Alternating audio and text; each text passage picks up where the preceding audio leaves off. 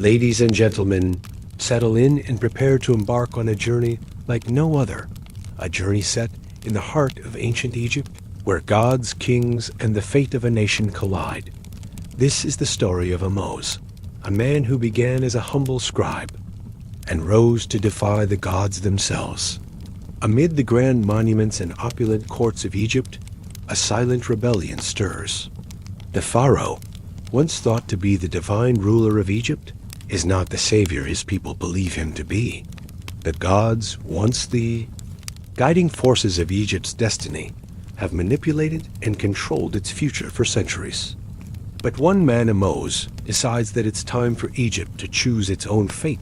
In this tale, you'll witness the downfall of Egypt's divine hierarchy, the unraveling of a kingdom built on power and fear, and the rise of the people as they challenge the very foundation of their world. Ahmose will confront not only the Pharaoh's court, but also the power of the gods themselves, the heart of Ra, an artifact of immense power that holds the key to Egypt's freedom. But be warned, this story is not for the faint of heart. It's a tale filled with sacrifice, danger, betrayal, and the struggle for something more than just power. It's about hope, unity, and the power of a people determined to shape their own future. So, sit back, relax, and let the story unfold. Before you, the fate of Egypt, the power of the heart of Ra, and the legacy of Ahmose are about to be revealed. This is a tale of epic proportions, and you'll want to be here for every moment. Enjoy the ride. In the city of Thebes, the air was thick with the scent of papyrus, ink, and the faint aroma of incense that drifted from the temple of Ammon. It was a city where the gods themselves were said to walk among men.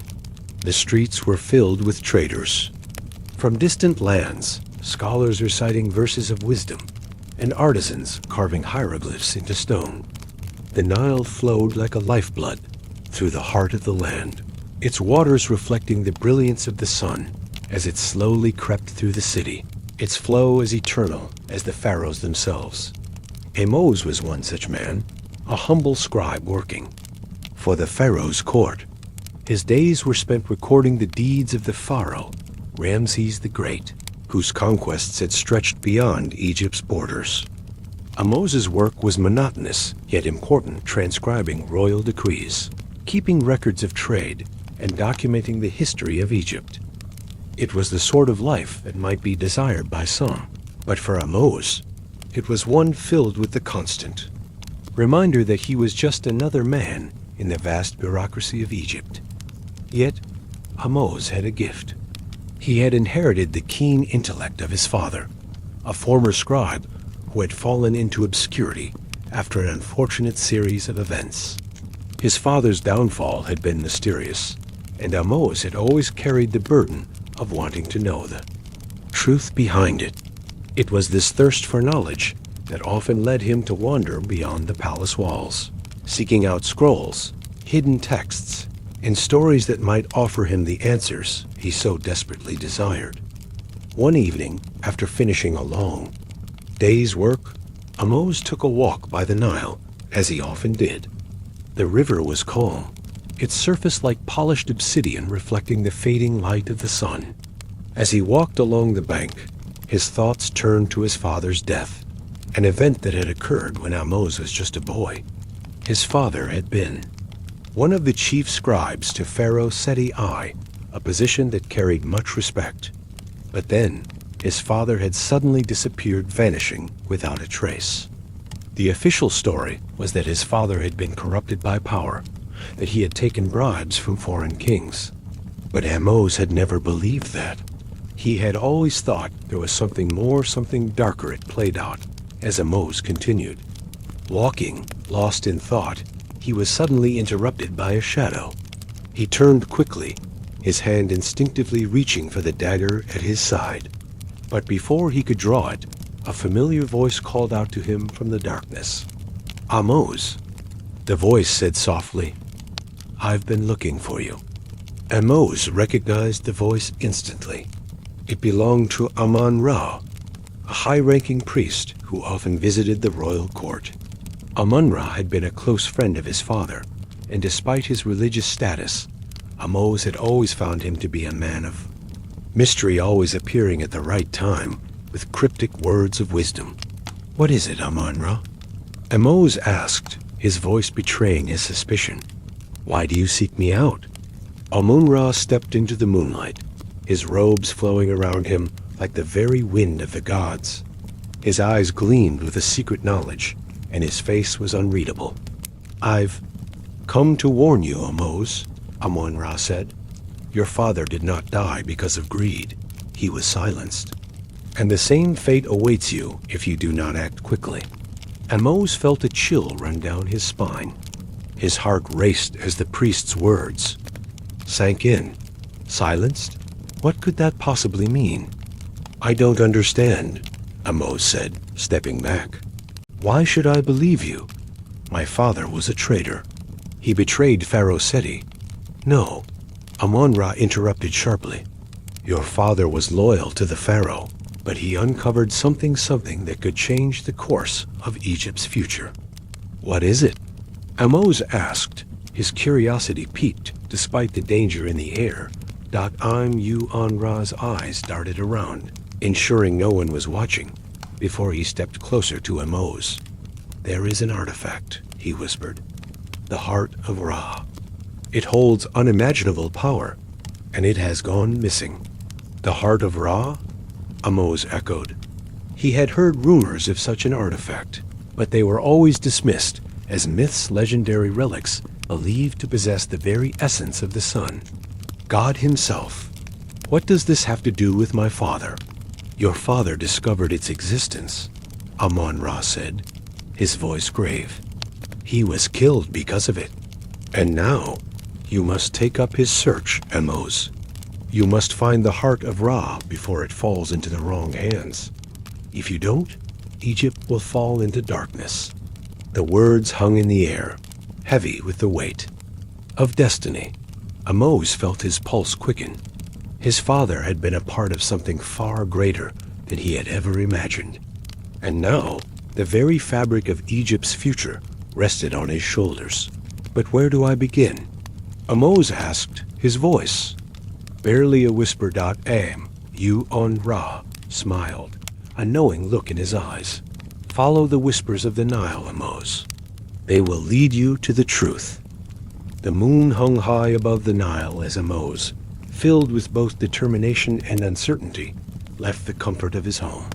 His heart pounded as he made his way through the streets of Thebes, past the grand temples dedicated to Amun-Ra and the imposing statues of pharaohs long past. The city felt strangely silent, as if the very stones beneath his feet were holding their breath. Amun-Ra's warning echoed in his mind, each word like a curse. Find the heart of Ra before into the wrong hands. But the journey he was about to undertake was more than a quest for a lost artifact.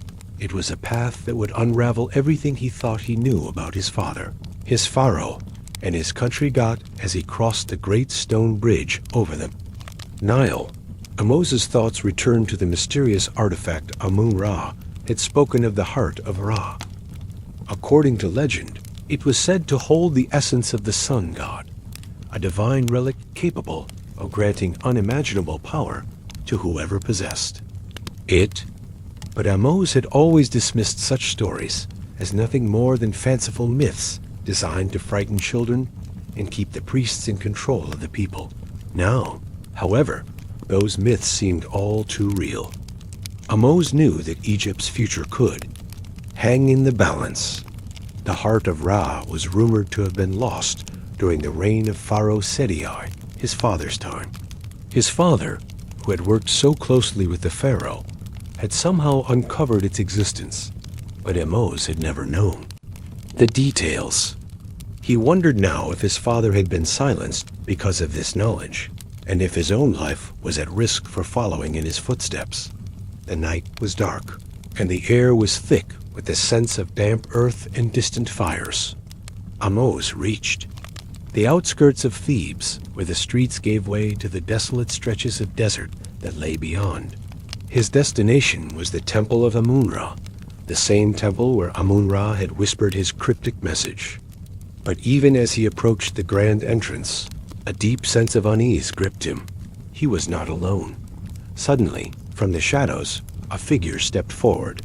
It was a tall man, draped in the simple robes of a common merchant, but his presence was anything but ordinary. His dark eyes gleamed in the moonlight, and the way he moved graceful.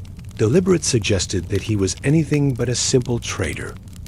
"Ahmose," the man said in a low voice, his tone cool and confident. "I've been expecting you." Ahmose froze, his hand instinctively reaching for the dagger at his side. Who was this man? And how did he know his name? "I am no friend to the Pharaoh's court," the man continued, as if reading Ahmose's thoughts. "But I am someone who knows the value of knowledge, of hidden truths. I also know that you seek the heart of Ra." Ahmose narrowed his eyes. "How do you know that?" The man smiled, a slow, knowing smile. "I have my sources. I know what you are after, and I know the dangers you face. There are others who seek the heart, and they will stop at nothing to get it." Ahmose took a step back, his mind racing. Was this man an ally, or was he another of the many who would try to use him for their own gain? He couldn't afford to trust anyone easily. "What do you want?" Ahmose asked warily. The man's smile widened. "I can help you," he said, his voice low and inviting. "But only if you understand one thing. There are forces beyond your control at play. The heart of Ira is not just a relic. It is the key to something much greater, something that could change the very fabric of Egypt itself." Ahmose's heart skipped a beat. The key to Egypt's future? What was this man implying? And how could he be so certain that Ahmose was the one to find the heart? "I don't need your help," Ahmose replied, his voice firm. "I'll find the heart on my own." The man chuckled softly, a sound that sent a shiver down Ahmose's spine. "You think you can?" he asked. "The path you are on is fraught with dangers, both seen and unseen. You will need allies, Ahmose. You cannot do this alone." Before Ahmose could respond, the man turned and melted into the shadows, vanishing as quickly as he had appeared. But his words lingered in the air, like a warning carried on the wind. Ahmose stood motionless for a long moment, his thoughts swirling. Should he follow this mysterious man's advice and seek allies? Or should he trust his instincts and continue his search alone? The night was still, but in the distance, he could hear the faint sound of drums. It was as if the desert itself was, alive with secrets beckoning him forward. With a deep breath, Ahmose made his decision.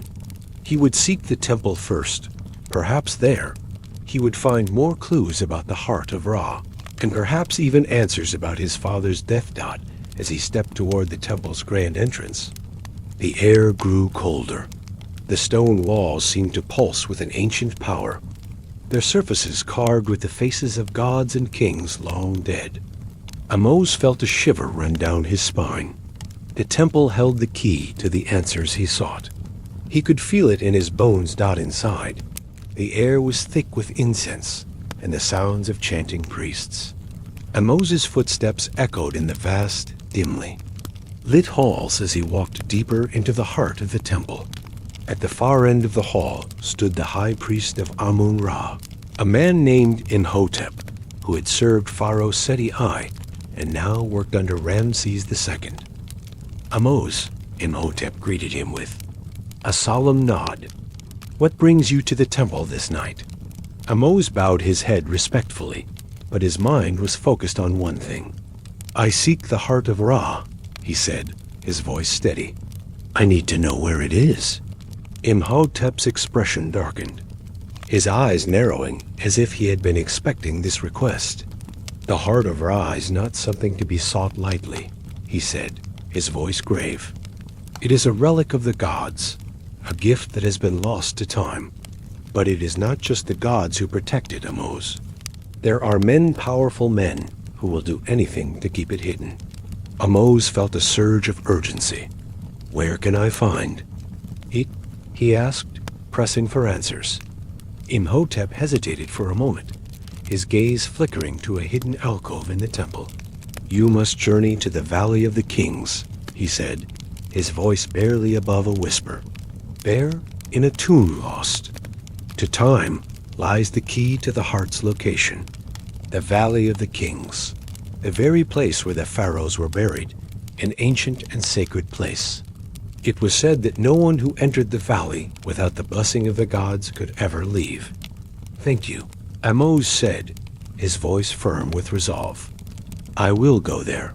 As he turned to leave, Imhotep called out to him one last time. Be warned, Ahmose. The path you are about to walk will lead you into the heart of darkness. The heart of Ra is not just a symbol of power. It is a weapon, and whoever controls it will control Egypt's fate. Ahmose nodded grimly. He knew that his journey was just beginning, and whatever awaited him in the Valley of the Kings, he would face it head-on. For Egypt's future, and for his father's legacy, he could do nothing else. The Nile's reflection shimmered faintly in the distance as Ahmose made his way toward the Valley of the Kings, the sacred burial grounds of Egypt's most revered pharaohs. It was a journey unlike any other he had undertaken, one filled with uncertainty and the weight of his father's mysterious legacy. The vast desert stretched endlessly before him, its hot, suffocating winds carrying whispers of ancient secrets. The Valley of the Kings was nestled among the rugged cliffs of Theban, hills, an area few dared to venture into. Here, in this desolate landscape, the tombs of Egypt's greatest rulers had been hidden away, their final resting places shielded by the very land that had once known their rule. Over time, the valley had become a place of legend, a place where treasure hunters sought riches and thieves dared to defile the dead.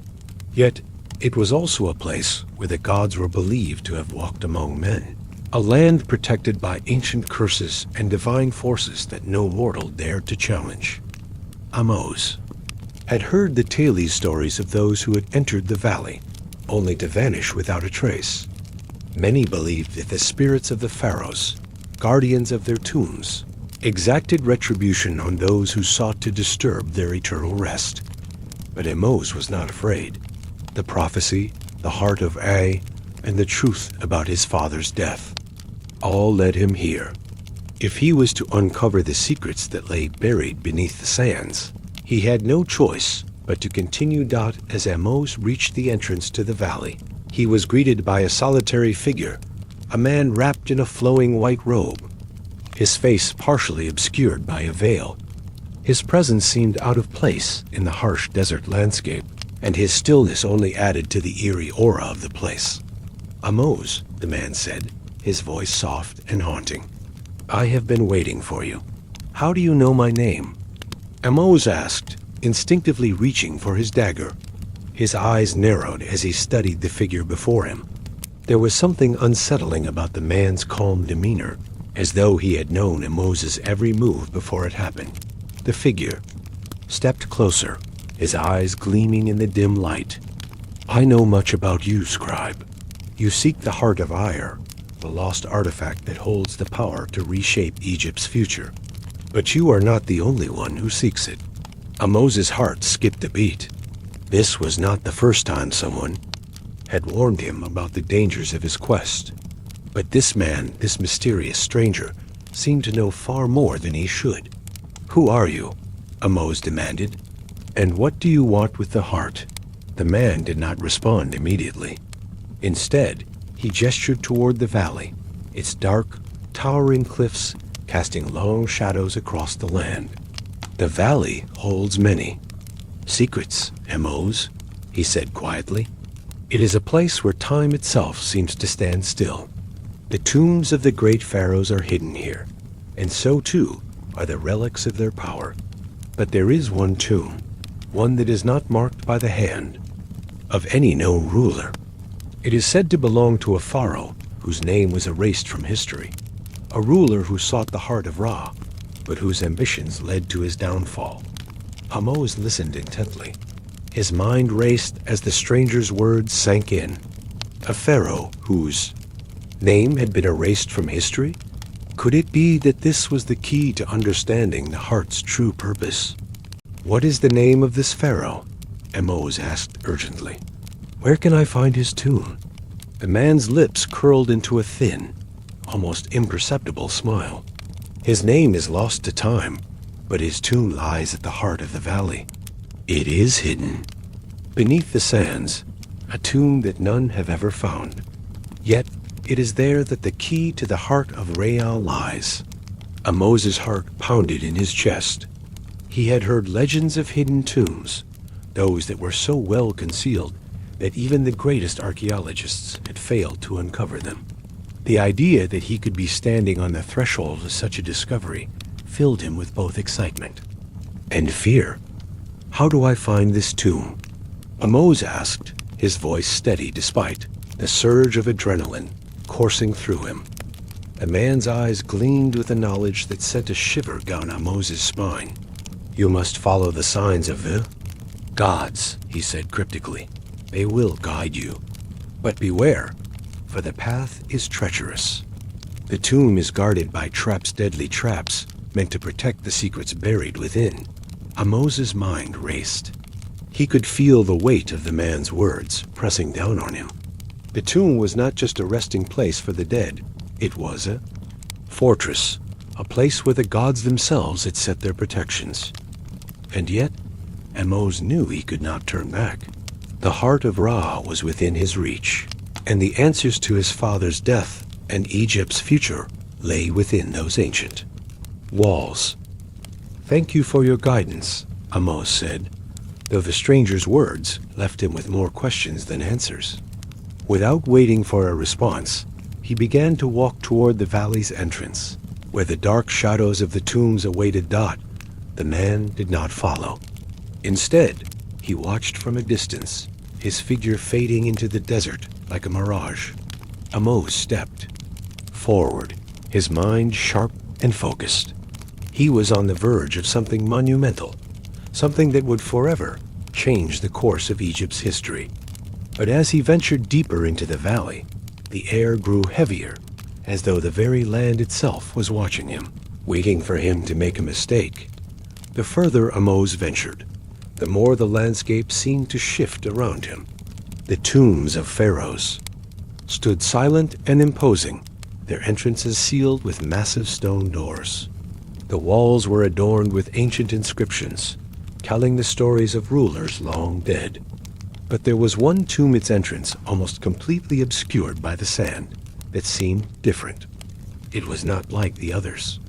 It was as though it had been deliberately hidden, its presence veiled by a mysterious force. Ahmose's heart raced. As he approached the tomb, the air grew thick with tension, and the ground beneath his feet seemed to tremble with the weight of history. He could sense it now. The tomb was not just a place of death. It was a place of great power, a power that had been concealed for millennia. He reached out, his hand brushing against the stone door.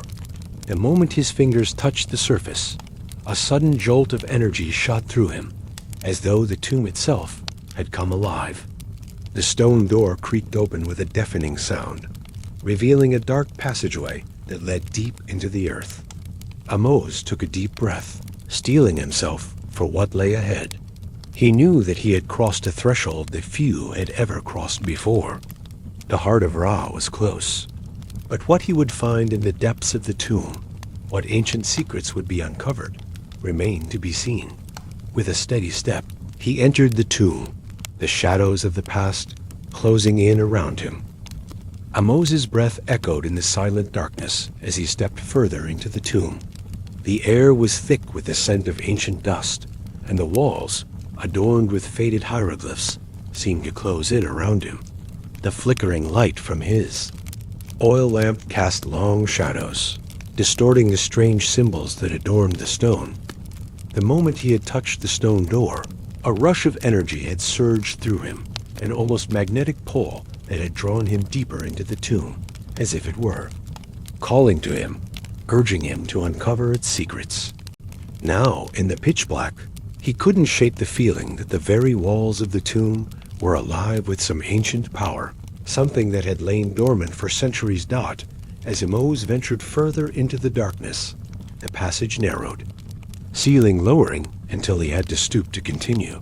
His heart beat faster with each step. He had heard the tales of explorers and thieves who had entered such places only to never return. This tomb was unlike any he had ever seen. The air was heavy with foreboding, and every creak of the stone floor beneath his feet seemed to reverberate through the silence like a warning. The tomb's walls were covered in intricate carvings, images of gods and pharaohs, their faces twisted in eternal silence. Some of the symbols seemed to shimmer with an eerie glow in the dim light, as though they had been enchanted to warn those who dared to enter. The further he went, the more it became clear that this tomb had been untouched for millennia, preserved by time, sealed by the very sands of the desert. Eventually, Ahmose came to a stop before a large stone door, its surface carved with more intricate images of gods and pharaohs, their eyes seeming to follow his every move. This was it. He had reached the heart of the tomb, the resting place of the forgotten pharaoh. He stepped forward cautiously, his fingers grazing the stone as he searched for any sign of a mechanism or a hidden trigger. A low rumble filled the air, and the door slowly began to slide open, revealing a chamber bathed in an unnatural, ghostly glow. The temperature dropped sharply, and Ahmose's breath misted in the cold air. Inside, the chamber was filled with treasures, golden statues, ancient scrolls and artifacts, each more beautiful and intricate than the last. But it was not the riches that drew his attention. At the center of the room was a pedestal, upon which rested a large, intricately carved stone box. The heart of Ahmose could feel it, the power it radiated. The box was made of black stone, its surface inlaid with glowing gold hieroglyphs, and it seemed to pulse with an energy that resonated deep within his soul. He approached the pedestal. Slowly, every muscle in his body tensed. This was what he had come for, the key to Egypt's future, the object of the prophecy. But as his fingers brushed against the box, a whisper echoed in his mind. Do not touch it.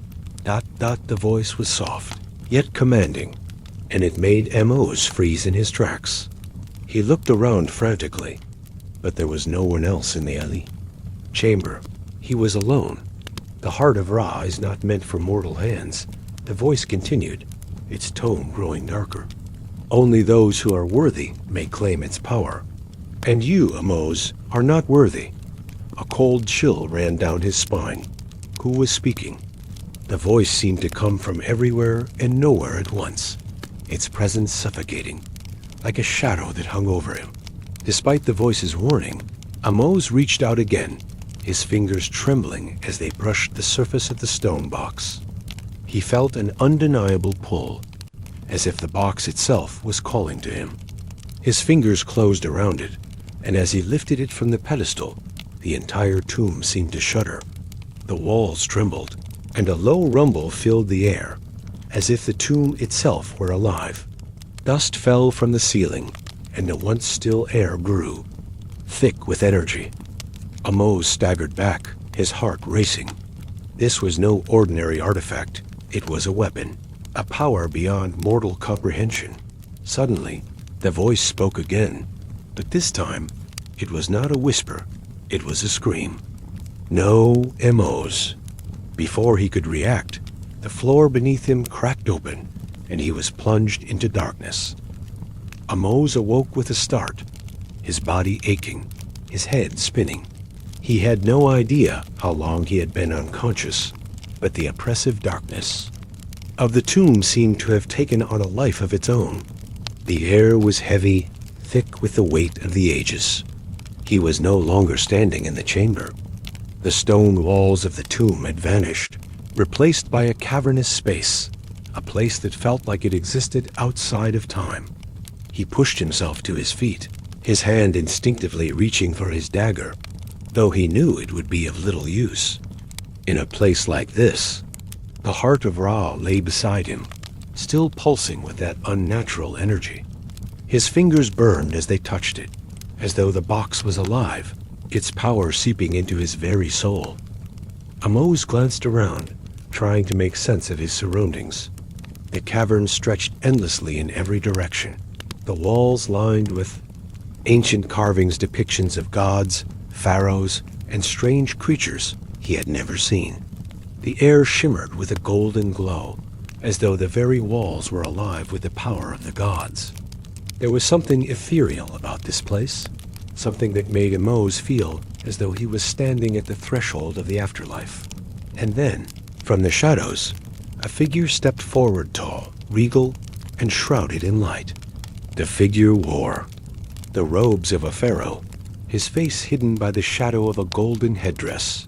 Ahmose, the figure spoke, his voice booming with authority. "You have come seeking power, but you do not yet understand its cost." Ahmose's heart raced. The figure before him could only be one thing: a god or a being of immense power. "Who are you?" Ahmose demanded. "What is this place?" The figure's eyes glowed like burning embers. "I am the forgotten king," he replied. "I was once a ruler of Egypt, a god among men, but I sought the heart of Ra, and in doing so, I was betrayed. I was erased from history, my name forgotten, my power sealed away. But now you have come. You have awakened the heart, and with it, the legacy of the gods." Ahmose's mind reeled. The forgotten king. This was the pharaoh who had sought the heart of Ra, the one whose tomb had been hidden for millennia. And now, his power was being transferred to Ahmose. But at what cost? "You must understand, Ahmose," the pharaoh continued. "The heart of Ra is not a gift, it is a curse. It bestows power, but it demands sacrifice. And the longer you hold it, the more you will lose of yourself." Ahmose took a step back, his grip tightening around the box. He could feel the weight of the power within it, the allure of its promise. But the warnings were clear. The heart of Ra was not meant for mortals. It was a force beyond comprehension. The pharaoh's voice grew softer, almost sympathetic. "You are not the first to seek the heart, Ahmose, but you may be the last." The air felt thick with the weight of the heart of Ra, as Ahmose stood in the heart of the cavern, the forgotten tomb of a long-dead king. The golden glow that bathed the space only seemed to grow more oppressive, like a heavy blanket that threatened to suffocate him. Every breath he took felt labored, as though the very air itself was being drained of its life force. The figure before him, the forgotten pharaoh, watched silently, his presence looming like an ancient specter. His golden headdress gleamed, and his eyes burned with an intensity that cut through the darkness. "You are torn, Ahmose," the pharaoh's voice boomed, like thunder echoing through the cavern. "You feel the heart's power coursing through your veins, do you not? You feel how it offers you strength, control, the ability to change the very fabric of Egypt. But it is not without its price." Ahmose's hand clenched around the heart of Ra, its smooth surface warm against his skin. The sensation was intoxicating, like a fire that burned through his entire being. He could feel the power, pulsing and alive, just beneath the surface. It whispered to him, promising him everything he had ever dreamed of: power, wealth, and an eternal place in history. But somewhere deep inside, a part of him recoiled. "What price?" Ahmose asked, his voice barely above a whisper. He could already feel the pull of the heart, urging him to claim its power fully, to let go of his hesitation. The pharaoh's eyes glowed brighter. "Every king who sought the heart has been consumed by it. The gods made this relic to test the worth of those who would wield it. To hold it is to be changed, to lose a part of yourself with each passing day. And the more you hold on to it, the more you lose. You will forget your humanity, your morality. You will become a vessel for its power, a shadow of the man you once were." Ahmose's heart raced. The warnings of the ancient voice, the ones that had echoed in his mind as he touched the heart, began to make sense. Do not touch it. It is not meant for mortal hands. Those words now felt like a curse, and yet the temptation to ignore them was overwhelming. Why should I listen to you? Ahmose asked, his voice trembling with a mix of fear and desire. You were once a king, and look what became of you. I have seen what Egypt has become under the rule of Pharaoh Ramses. Our people are oppressed, our land suffering. I cannot stand by and do nothing. The forgotten Pharaoh stepped closer, his footsteps reverberating through the cavern. Ahmose, the heart does not care for the suffering of your people. It cares only for itself. It is a tool of the gods, a weapon to be wielded by those who are strong enough to control it. But be warned, if you choose to wield it, you will never be the same again. You will be a puppet of your own ambition. Ahmose could feel the heart's power growing stronger, surging through him like an electric current. His fingers tightened around the box, the power within it igniting something deep inside him. He could see the faces of his people flashing before his eyes. His father's death, the suffering of the common folk, the endless wars, fought in the name of power. All of it felt so distant now, as though it were part of a life that no longer mattered. Tell me, Ahmose said, his voice thick with emotion. If I refuse the heart's power, what becomes of Egypt? What becomes of my people? The Pharaoh's gaze softened for a moment, the weight of his words sinking in. The gods will decide the fate of Egypt, Ahmose. But know this, the heart has been sought by many, and many have fallen. To reject, it is to reject your destiny. To accept it is to seal your fate. Ahmose's mind swirled with conflicting thoughts. He could feel the heart pulling at him, urging him to embrace its power, to reshape Egypt according to his will. The people had suffered for too long, and the temptation to take control, to make things right, was overwhelming. But deep down, he knew the cost. He could feel his humanity slipping away, piece by piece, as he stood in the cavern, trapped between the man he had been and the godlike ruler the heart wanted him to become. I cannot, Ahmose whispered, stepping back. I cannot lose myself. But even as he spoke the words, he felt the heart's power surge violently, as though it were rejecting his hesitation. The tomb rumbled, and the walls of the cavern began to tremble. The figure of the forgotten Pharaoh loomed over him, a shadow of death, his golden robes shimmering in the eerie light. You are weak, Ahmose, the Pharaoh intoned, his voice now like a storm. You cannot resist what the gods have given you. The heart of Ra is not a gift for the unworthy. You will become its master or its servant. Before Ahmose could respond, a sudden, blinding light erupted from the heart of Ra. The force of the light knocked him off his feet, sending him sprawling to the ground. His mind was filled with a rush of visions, images of Egypt, its great cities, its temples, and its people, all crumbling under the weight of power. He saw himself as a ruler, a god among men, but there was no joy in the vision. It was a world of desolation, a world that he had created. He gasped, the light fading as quickly as it had come. His heart was racing, and for the first time since he had touched the heart, he felt a sense of clarity. The power was seductive, yes, but it was not the way forward. The gods had not created the heart to rule Egypt.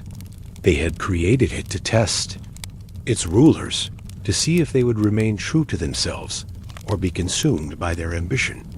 Ahmose stood slowly, his resolve hardening. He looked at the heart, its black stone surface now dull and lifeless, the golden hieroglyphs no longer glowing. He realized then that his path was clear.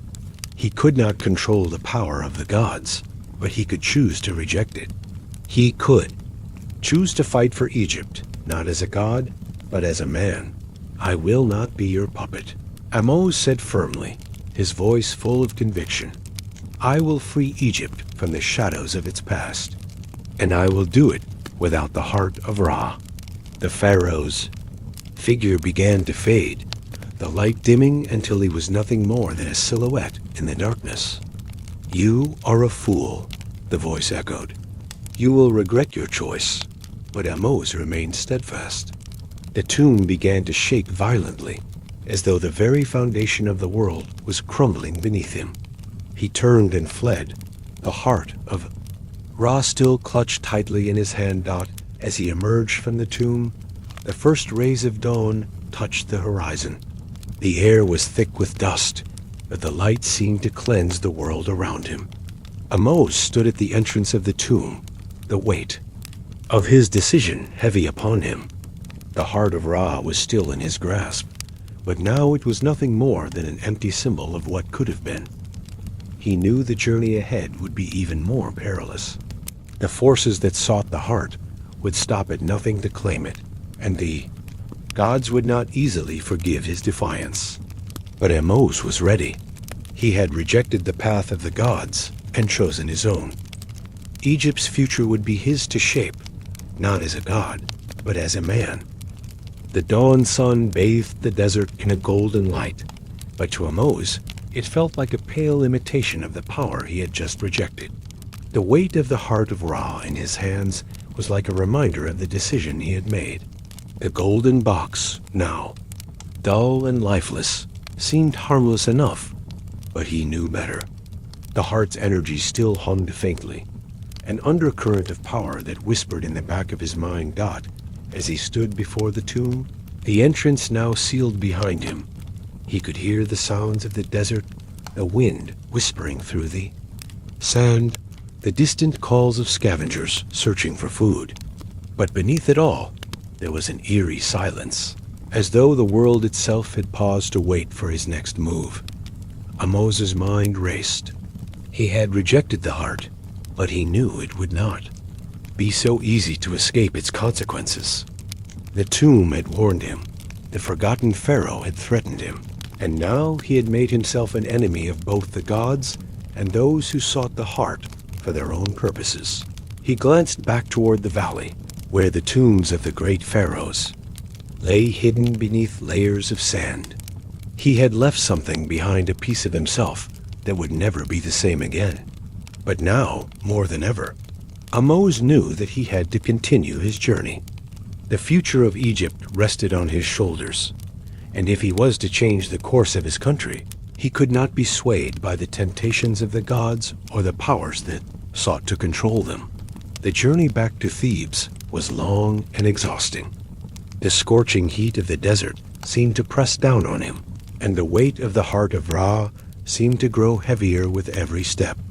As he walked, he reflected on the vision he had seen within the tomb, the image of Egypt crumbling under the weight of power. It haunted him, the faces of the people he had seen, their lives torn apart by the very ambition he had sought to embrace. He had rejected that path, but it had left him with no clear direction. By the time Ahmose returned to Thebes, the city was as vibrant as ever.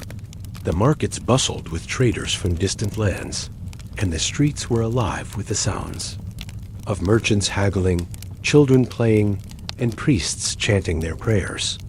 But despite the outward show of life, Ahmose could sense the tension that hung in the air. It was palpable, like the storm before a great conflict. The pharaoh's rule was absolute, but beneath the surface, there were whispers of dissent rumors, of unrest, of power struggles waiting to erupt. He moved quickly through the streets, heading for his small dwelling on the outskirts of the city. The heart of Ra remained tucked securely under his cloak, its presence a constant reminder of the forces he had just defied. But as he neared his home, he was struck by a sense of unease. The door, usually locked when he was away, was slightly ajar. It creaked softly in the wind, a warning that something was amiss. Ahmose's heart pounded in his chest. He approached cautiously, his hand slipping toward the dagger at his side. As he pushed open the door, his eyes immediately scanned the room for any sign of disturbance. But to his surprise, the room appeared unchanged. The scrolls were still neatly stacked on the wooden table, and the lamp still burned faintly in the corner. But then he saw a small symbol carved into the stone floor beneath the rug. It was the symbol of the Eye of Horus, the emblem of divine protection, but there was something wrong with it. The edges of the symbol had been hastily scratched into the floor, and it radiated a faint, sickly energy that made Ahmose's skin crawl. He knelt down, his fingers brushing over the symbol. It was freshly carved, but it wasn't a warning at least not from the gods. It was a message. Before he could think further, he heard a soft noise behind him, a faint, deliberate cough. He turned quickly, his hand still on his dagger. Standing in the doorway was a familiar face, one he hadn't seen in years. It was Amon-Ra, the high priest of Amon-Ra's temple, and the man who had first warned him about the heart of Ra. "I see you've returned," Amon-Ra said, his voice as smooth as ever, though there was an edge of something darker beneath it. "I had hoped you would make the right decision, but I see now that the heart's power was too much for you to resist." Ahmose's hand tightened around the dagger, but he didn't draw it. "What are you doing here, Amon-Ra?" he demanded. "You warned me not to take the heart, and now you appear in my home as if you knew I would fail." Amon-Ra stepped forward, his dark eyes gleaming with an unsettling light. "You didn't fail, Ahmose. You simply chose a different path. But you're not the only one seeking the heart's power. There are others powerful men who have learned of your defiance." Ahmose's pulse quickened. "What do you mean? Who are these men?" Amon-Ra's smile was cold, predatory. "There are those within the Pharaoh's court who seek to control Egypt, Ahmose, and they will stop at nothing to claim the heart of Ra for themselves. They know you've rejected it, and they'll see you as an obstacle or threat to their ambitions." Ahmose's thoughts raced. He had known that his actions would have consequences, but he hadn't realized how far-reaching those consequences would be. The Pharaoh's court, the very men who had sworn to protect Egypt, were now his enemies. "What do you want from me?" Ahmose asked, his voice sharp. "I rejected the heart. I made my choice. Why are you here?" Amon-Ra stepped closer, his expression serious now. "I came to warn you, Ahmose. There is still time. The power that you have defied is not to be taken lightly. There are forces at play, forces that you cannot control.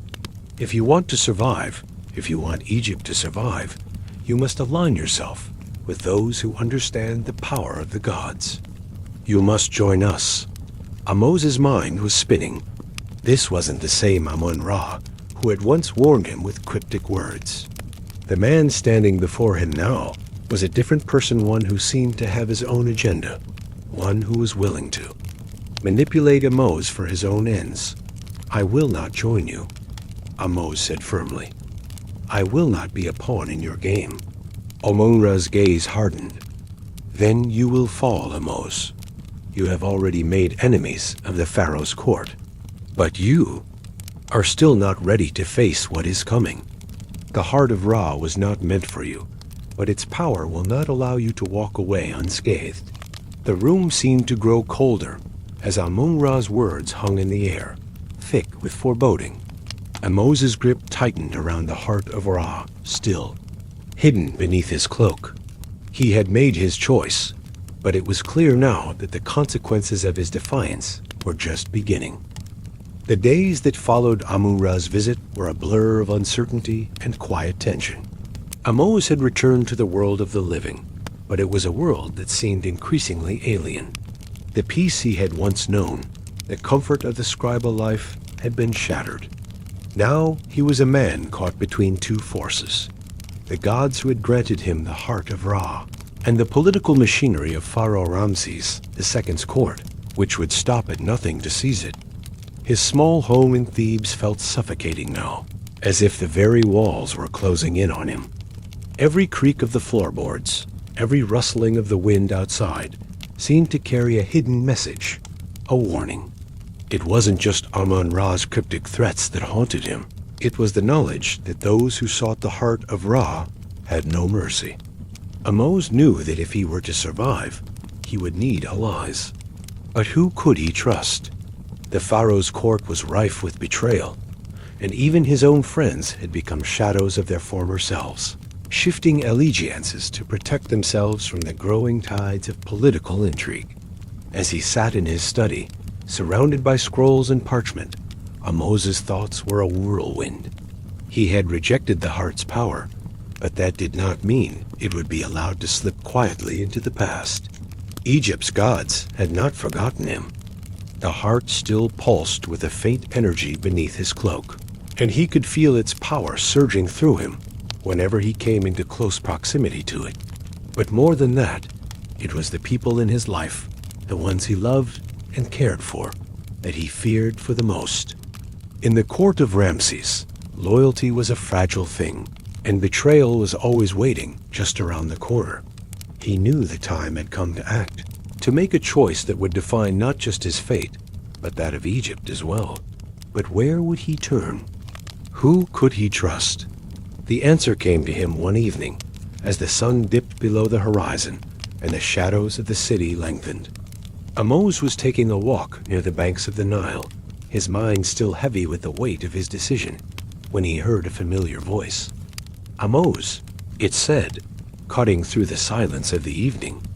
He turned, his hand instinctively reaching for the dagger at his side, but his grip loosened when he saw who it was. It was Miriam, a childhood friend and the daughter of a high-ranking general in Pharaoh Ramses II's army. Miriam had always been a fiery spirit, one who had never shied away from speaking her mind. Her father had served Pharaoh for many years, a loyal soldier in the king's army. She was one of the few people Ahmose could still trust, though he had long suspected that even she might have her own hidden agenda. "Ahmose," she said again, stepping forward, "you've been avoiding me." Ahmose sighed, his heart heavy. "I've been avoiding everyone," he replied. "There's too much at stake right now." Miriam's eyes softened with concern. "You've changed," she said, her voice tinged with both affection and apprehension. "I've watched you grow from a curious boy into a man of great ambition. But there's something you don't see, something you failed to grasp." Ahmose frowned. "What are you talking about?" Miriam stepped closer, lowering her voice. "I know what you've done, Ahmose. I know about the heart of Ra. You can't keep running from this. You've already chosen your path. But you can't face this battle alone. There are too many forces working against you, forces that will destroy everything if you don't act." Ahmose's heart skipped a beat. "How do you know about the heart?" Miriam's gaze flickered briefly to the ground before meeting his again. "I've heard whispers. The court is already aware of your defiance. They know you have the heart, and they are watching you. But they don't understand what you've done, Ahmose. They don't know the true power of the heart, nor the dangers that come with it. You are walking a path that leads only to ruin unless you find a way to control the power within you." Ahmose looked at her closely, searching her face for any sign of deceit. Miriam had always been fiercely loyal to him, but her father's position in the Pharaoh's army made her a potential liability. The question that burned in his mind was whether she had her own hidden motivations, or whether her concern for him was genuine. "I didn't come here to argue with you," Miriam continued. "I came to offer you a choice and alliance." Ahmose's brow furrowed.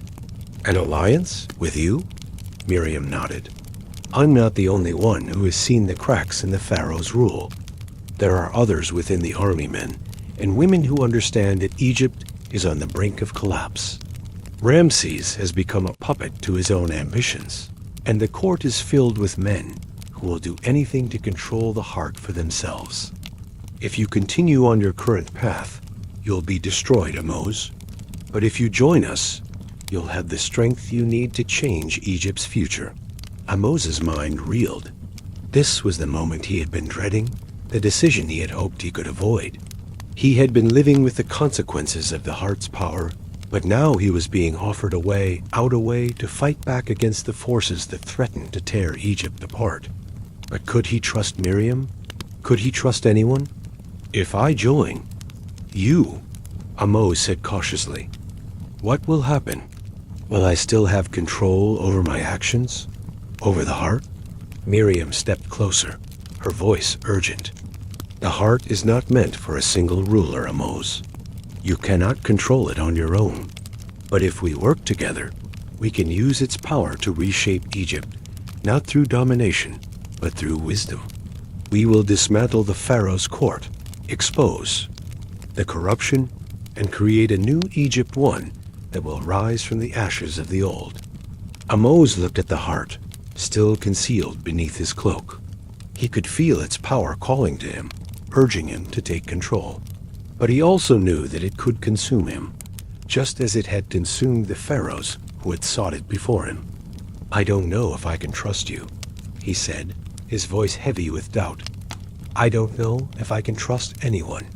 Miriam's eyes softened with understanding. "I understand your hesitation, Ahmose, but the path you're on alone will lead to nothing but ruin. The court will not hesitate to destroy you if they learn you have the heart. They will come for you, and if you don't act, you'll lose everything." Ahmose felt a pang of fear deep in his chest. Miriam was right. If he didn't take control of the situation, everything he had worked for would fall apart. The heart of Ra would be used by those who cared only for power, and Egypt's future would remain in the hands of those who sought to exploit it. He looked at Miriam, his mind made up. "If I join you," he said slowly, "what will happen to the heart?" Miriam smiled, her expression one of quiet resolve. "We will use its power, but only for the good of Egypt. We will not let it consume us as it has done to others. Together, we will change the fate of this land." Ahmose nodded, his mind clear for the first time in days. He had made his choice. He would join Miriam and her allies, not to seize power for himself, but to protect Egypt from the darkness that threatened to overtake it.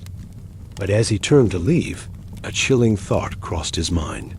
If the Pharaoh's court knew what he had done, if they knew he had rejected the heart, they would stop at nothing to ensure he was silenced. The night was heavy with tension as Ahmose and Miriam made their way through the shadowed streets of Thebes. The ancient city, bathed in the light of distant torches and the flickering glow of oil lamps, seemed to hold its breath, as though the very air was waiting for something to break. Every sound felt amplified, the quiet rustle of wind through the palm trees, the murmurs of traders closing their stalls for the evening, the distant cries of the temple priests as they prepared for the evening rituals. But amidst the seemingly normal hum of life, Ahmose knew that the world had shifted. Miriam had promised him that she would help him, that the heart of Ra would no longer be his burden alone. But the more Ahmose learned, the more questions surfaced. Who were these allies she spoke of? What did they truly want? And how could they, ordinary mortals, ever hope to challenge the power of Egypt's Pharaoh, the living god who ruled over them all? The night air was thick with the scent of incense as they approached Miriam's family's estate, a grand home on the outskirts of the city, far from the court's eyes. Inside, the atmosphere was markedly different from the palace. It was a place of quiet refuge, where those who wished to avoid the corruption of the court could gather and speak freely as they entered. Miriam gestured for Ahmose to follow her. Down a narrow hallway, adorned with simple tapestries depicting scenes from Egypt's past. At the end of the hallway, a heavy wooden door opened into a dimly lit room, where a handful of people sat in a circle around a low table. The room smelled of herbs and faintly of oil lamps, and a large map of Egypt was spread out on the table, with various markers and symbols denoting key cities and military movements. "Ahmose," Miriam said, motioning for him to sit. "This is the council I mentioned. These are the men and women who understand the dangers Egypt faces and who are willing to take action. Ahmose hesitated for a moment. The faces before him were a mix of soldiers, scholars, and merchants, each of them seemingly ordinary. Yet there was something about their presence that made him uneasy. They were all watching him, waiting for him to speak. Miriam sat down beside him, her expression calm. "We've been waiting for you, Ahmose. You've rejected the heart's power, but you are still in danger. There are forces at work in the Pharaoh's court that will stop at nothing to claim the heart for themselves. You must understand that, though you've made your choice, the heart is not something you can walk away from." One of the men across the table spoke up. He was older, his face marked with the signs of years spent in Egypt's military. His voice was steady but firm, betraying a deep sense of purpose. "The Pharaoh's court is filled with men who crave power," he said. "Men who believe that the gods have granted them the right to rule Egypt as they see fit. But Ramses is not the man he once was. He has surrounded himself with traitors, men who seek to use the heart for their own ends." Ahmose looked around the room, his mind racing. "What do you want from me?" he asked, his voice tinged with suspicion. "Why do you think I can help you? I am just a scribe." Miriam placed a hand on his arm, her expression sincere. "It is not just the heart. That makes you valuable, Ahmose. It is your knowledge, your understanding of Egypt's past. You have seen what the Pharaoh is capable of, but you also understand the true history of this land, its gods, its rulers, its struggles. You have a vision of Egypt that not many in the court share." Another voice from the table interrupted. A woman, younger than the rest, but with sharp eyes and a quiet intensity that immediately drew Ahmose's attention. "Ramses cannot be allowed to control the heart.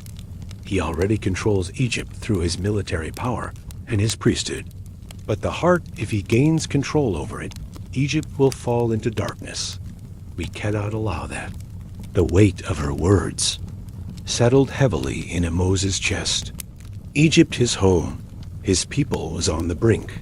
He had once thought of the Pharaoh as a figure of strength, a god walking among men.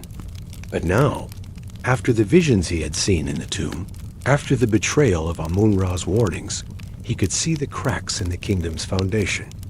Ramses had become more than just a ruler. He was a pawn in a larger game, one that threatened the entire balance of Egypt. "I cannot simply take up arms against the Pharaoh," Ahmose said, shaking his head. "The entire court would turn against me.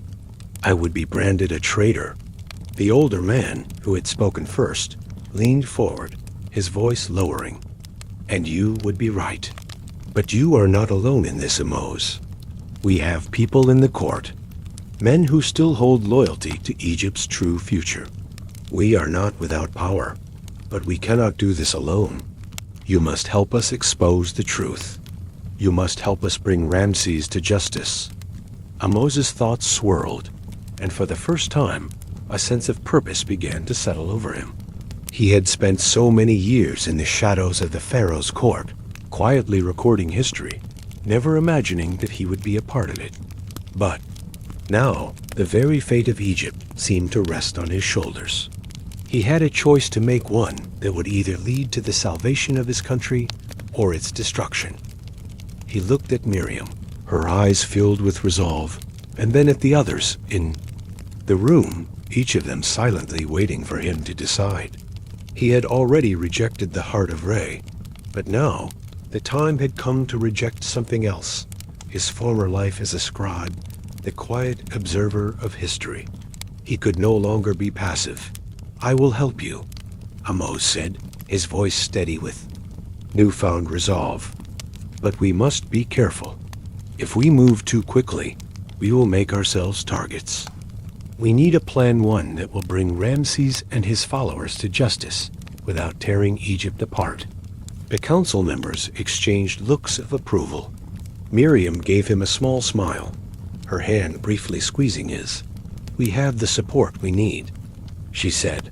"We just need the right moment to strike." The weight of the decision sat heavily on Ahmose's chest. He had already made his choice, but it was no longer about just surviving. It was about taking back Egypt from the brink of corruption and darkness. But as he sat at the table with Miriam and her allies, a cold feeling crept into the pit of his stomach. He could hear the whisper of the heart of Ra beneath his cloak, its silent power still pulsing through him. The gods had given him a gift, but it was a gift that could turn him into something far more dangerous than he had ever intended. The question that lingered in his mind was no longer whether he could stop Ramses, but whether he could retain his humanity in the process. The sun set slowly over Thebes, casting long shadows across the city as Ahmose paced anxiously within the confines of his room. He had made his decision. The path ahead would be fraught with danger, but it was the only way forward. The Pharaoh's grip on Egypt was too strong, too corrupt. If Egypt was to survive, something had to change. And he, a former scribe, would now be the one to lead the charge. But his resolve was not without doubt. The heart of Ra, its power, still hummed faintly beneath his cloak, reminding him of the dangerous temptation that lay within it. Miriam and the others had promised that they could use its power without succumbing to its destructive force. But Ahmose wasn't so sure. Every instinct within him warned that the heart could corrupt even the purest of intentions. He had already seen how easily power could consume those who thought themselves its masters. Tonight, the first phase of their plan would begin. Ahmose would meet with his allies, those who still held loyalty to Egypt and not to the power-hungry men of the Pharaoh's court. They had gathered in secret, hidden from the eyes of the guards who patrolled the streets of Thebes. The plan was simple: expose the corruption within the Pharaoh's inner circle, rally the people, and dismantle the forces that had conspired to seize the heart of Ra-Dot. But nothing ever went as planned in Egypt. Ahmose walked briskly toward the designated meeting place, a small, dimly lit room beneath the merchant quarter. The sounds of the city around him were muffled by the thick stone walls. He could feel the tension in the air, an electric buzz that seemed to build with every step. Tonight, they would act Dot as he reached the door. He paused for a moment, looking over his shoulder. The streets of Thebes were quiet now, but he couldn't shake the feeling that he was being watched. It had been days since he had made his decision, and already he had become a marked man. A whisper in the dark, a shadow in the alley. He knew that his every move was being tracked by the agents of the Pharaoh. The heart of Ra made him both a target and a symbol, one that the Pharaoh's enemies and his allies would either seek to control or destroy. He pushed open the door to the meeting room, where Miriam and the others were already gathered. The room was sparsely furnished, simple wooden tables covered in maps, parchment, and half-burned candles. The low hum of conversation ceased as Ahmose entered, and all eyes turned to him. "Ahmose," Miriam said, her tone warm yet cautious. "We've been waiting." Ahmose took his seat at the head of the table, his fingers briefly brushing against the heart of Ariadne beneath his cloak. Miriam gave him a knowing glance, but said nothing. She, too, understood the burden of the artifact, but she had faith in the plan they had devised and in the people they had rallied to their cause. "The time has come," Ahmose said, his voice steady. "Tonight we expose the truth. We reveal the corruption of the Pharaoh's court, and we rally the people to our cause. If we fail, Egypt will fall further into the hands of those who would destroy it." One of the men sitting at the table, a general by the name of Khufu, nodded in agreement. "The Pharaoh's court is like a snake with too many heads," he said. "There are too many factions vying for control, too many men who would rather see Egypt burn than lose their grip on power." Ahmose looked around the room, his gaze settling on each of the faces before him. They were all willing to fight, willing to take action. And yet, in the pit of his stomach, a cold knot of doubt remained.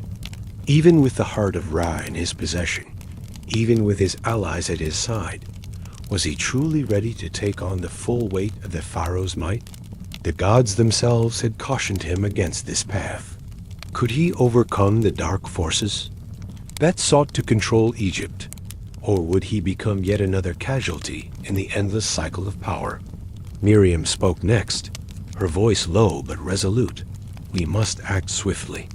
There are whispers in the court of Ramses' inner circle. Men like Sethi, who would see us all destroyed. They are already preparing to take action against us. We cannot afford to wait. Ahmose nodded grimly. Then we begin tonight. The plan was set into motion. Ahmose and Miriam would infiltrate the palace under the cover of darkness. They would expose the corruption that had plagued the Pharaoh's rule, planting evidence of the treachery within the court for all to see.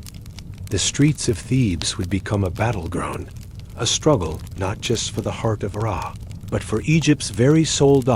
As the meeting concluded, Ahmose stood, his heart heavy with the weight of what was to come.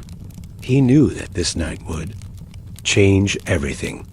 If they succeeded, Egypt could rise from the ashes of corruption and reclaim its place among the gods. But if they failed, the consequences were too horrible to contemplate. The palace loomed ahead, its stone walls bathed in a cold light of the moon. Ahmose and Miriam, cloaked in shadow, slipped past the guards, their movements swift and silent. The palace was a maze of halls and chambers, each one steeped in the weight of history. But tonight, it would be their stage, the place where the future of Egypt would be written. They entered the Pharaoh's private chambers, where Sethi and his allies had gathered. Ahmose's heart pounded in his chest as he approached the inner sanctum, his every step calculated, his mind focused. Sethi was the one they needed to expose, the one whose ambitions were as dangerous as they were ruthless. He was the puppet, master behind the court's corruption, and it was he who sought the heart of Ra. But as they entered the chamber, Ahmose felt a sudden surge of unease. The air was thick with tension, and a faint murmur of voices echoed through the corridors. He turned to Miriam, his face etched with concern. "It's a trap," he whispered, his voice barely audible. Before Miriam could respond, the doors behind them slammed shut, and the sound of steel scraping against stone filled the air. Ahmose spun around, his hand instinctively reaching for his dagger, but he was too late. A figure stepped into the room, flanked by two guards. Sethi, a man who had been orchestrating this entire web of intrigue, smiled coldly at Ahmose. "I knew you would come," Sethi said, his voice dripping with venom. "I've been waiting for you, Ahmose." The trap had been set, and Ahmose had walked right into it. The dim light from the torches flickered and danced across the walls of the chamber, casting long shadows that seemed to stretch like the claws of an unseen monster. Ahmose stood frozen, his heart pounding in his chest, his mind racing as the doors slammed shut behind him. The cool grip of his dagger felt useless in his hand, the weight of the situation settling on his shoulders like an invisible shroud. Sethi, the man who had been manipulating the Pharaoh's court from behind the scenes, stood before him now, his eyes glinting with the cold satisfaction of a predator who had finally cornered its prey. His hand rested on the hilt of his sword, and two large guards flanked him, each one a mountain of muscle, their expressions hard and unyielding. "I see you're not as foolish as you appear, Ahmose," Sethi said, his voice smooth and mocking. "You've come for the heart of Ra, haven't you? You believe you can expose the corruption of Pharaoh's court and take the power for yourself." Ahmose's grip tightened around the dagger, though he knew it would do little to save him. The room was silent, save for the rhythmic sound of his own breath. Miriam stood beside him, her face hard with determination, but the fear in her eyes was unmistakable. This was not the plan they had devised. This was a trap, and it had been set for them long before they had entered the palace. You are wrong. Sethi, Ahmose said, his voice steady despite the growing dread in his chest. I don't want the heart. I never did. I only seek to expose the truth about the Pharaoh's court, the lies and the corruption that have tainted Egypt for too long. Sethi chuckled darkly, stepping forward. The truth? The truth, Ahmose, is that you are just another pawn in a much bigger game. You think that rejecting the heart of Ra will absolve you of the consequences of your actions, but you are mistaken. Egypt is mine for the taking, and no one, not you, not the Pharaoh, will stop me from claiming what is rightfully mine. Ahmose's thoughts whirled. He had known Sethi was ambitious, but the man's words held a chilling weight to them. Sethi's claim was not just about the heart, it was about control, about seizing Egypt's throne and bending it to his will. Ahmose had believed that his actions could expose the truth, but he was beginning to see that the truth had been twisted beyond recognition. Sethi was not just a courtier. He was the master of the game, and Ahmose had walked straight into his trap. You've made a grave mistake, Ahmose, Sethi continued, his voice low and threatening. You think you can defy the gods, defy fate itself, but you're nothing more than a fool. The heart of Re was never meant for you. You were just a pawn someone the gods placed in my path to test my resolve. Miriam stepped forward, her eyes narrowed in defiance. You're wrong, Sethi, she said, her voice strong despite the peril they faced. We are not pawns. We are the ones who will bring Egypt to its rightful place, not under your rule, but under the rule of the people. Sethi sneered, but there was a flicker of something dark in his eyes, something that betrayed his true intentions. The people? He echoed. The people are nothing. They are mere tools to be used and discarded as needed.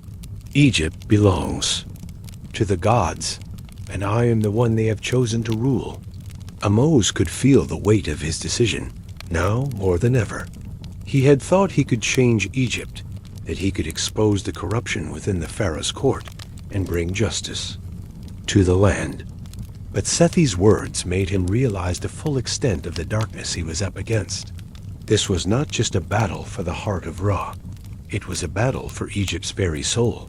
I will not let you control Egypt, Ahmose said, his voice firm, though the weight of the moment pressed heavily upon him. I will not let you use the heart to destroy the land I love. Sethi's expression hardened. Then you will die, Ahmose, he said, his voice like ice. And so will anyone who stands in my way. He raised his hand, signaling the guards to advance. The two massive men moved swiftly, closing the distance between them and Ahmose. Miriam sprang into action, drawing a short blade from her side. But the odds were stacked against them. They were outnumbered, and even with the heart of Ra, Ahmose knew that the power it offered could not guarantee victory. The time for subtlety and diplomacy had passed. Now it was a fight for survival. But as the guards drew closer, Ahmose's mind raced. The heart of Ra, still hidden beneath his cloak, pulsed with a strange energy. A sudden realization dawned. On him, the heart was not just a symbol of power, it was the key to everything. If he could harness its power, he could defeat Sethi and his men. But at what cost? A dark voice whispered in his mind, Claim the power, Ahmose. Take control. You are the one destined to rule Egypt. The temptation was strong, stronger than it had ever been. The heart's power surged through him, and for a moment, Ahmose felt invincible. His hand reached for the box, his fingers brushing the cold stone. He could feel the power of the gods flowing through him, the same power that had once consumed those who had dared to wield it. But this time, he would not be a pawn dot as the guards closed in. Ahmose made his decision. With a swift motion, he tore the heart of Ra from beneath his cloak and held it high above his head. The air around him crackled with energy, and a brilliant flash of light filled the room. The guards faltered, their eyes wide with shock, as the heart's power coursed through the chamber. For a moment, everything stopped. The room was filled with a strange, otherworldly force, like the weight of 1,000 gods pressing down on them. Sethi's expression twisted in fury. "What have you done, Ahmose?" He roared. "You think you can control the heart? You think it will obey you?" Ahmose felt the heart's power surge through him, but it was different this time. He had control. The heart no longer pulled at him like a wild animal. It was subdued, tamed, at least for now. The guards, still stunned by the force of the energy, backed away slowly, unwilling to approach. "I control it now," Ahmose said, his voice echoing with a newfound confidence. "And I will use its power to rid Egypt of men like you." With a wave of his hand, the guards were thrown back by an invisible force, crashing into the walls of the room. Sethi's eyes widened with disbelief. "You cannot. I already have..." Ahmose interrupted, his voice colder than ever. "I will not let Egypt fall into the hands of power-hungry men like you." Sethi, now trembling with fear, backed away. "You don't understand, Ahmose," he whispered. "The heart of Are is not a weapon. It is a curse. And you, like the Pharaoh, will fall to its power." Ahmose stood tall, the heart of Are still glowing in his hand, its power thrumming beneath his skin. He could feel the weight of its influence, but he also felt something else, something stronger. His own will. "I will make Egypt a land for the people," Ahmose said, his voice filled with conviction. "And I will not let the gods or men like you stop me." As Sethi turned to flee, Ahmose raised his hand. With a final surge of energy, Sethi was thrown to the ground, his body crashing into the stone floor, his breath escaping in a ragged gasp.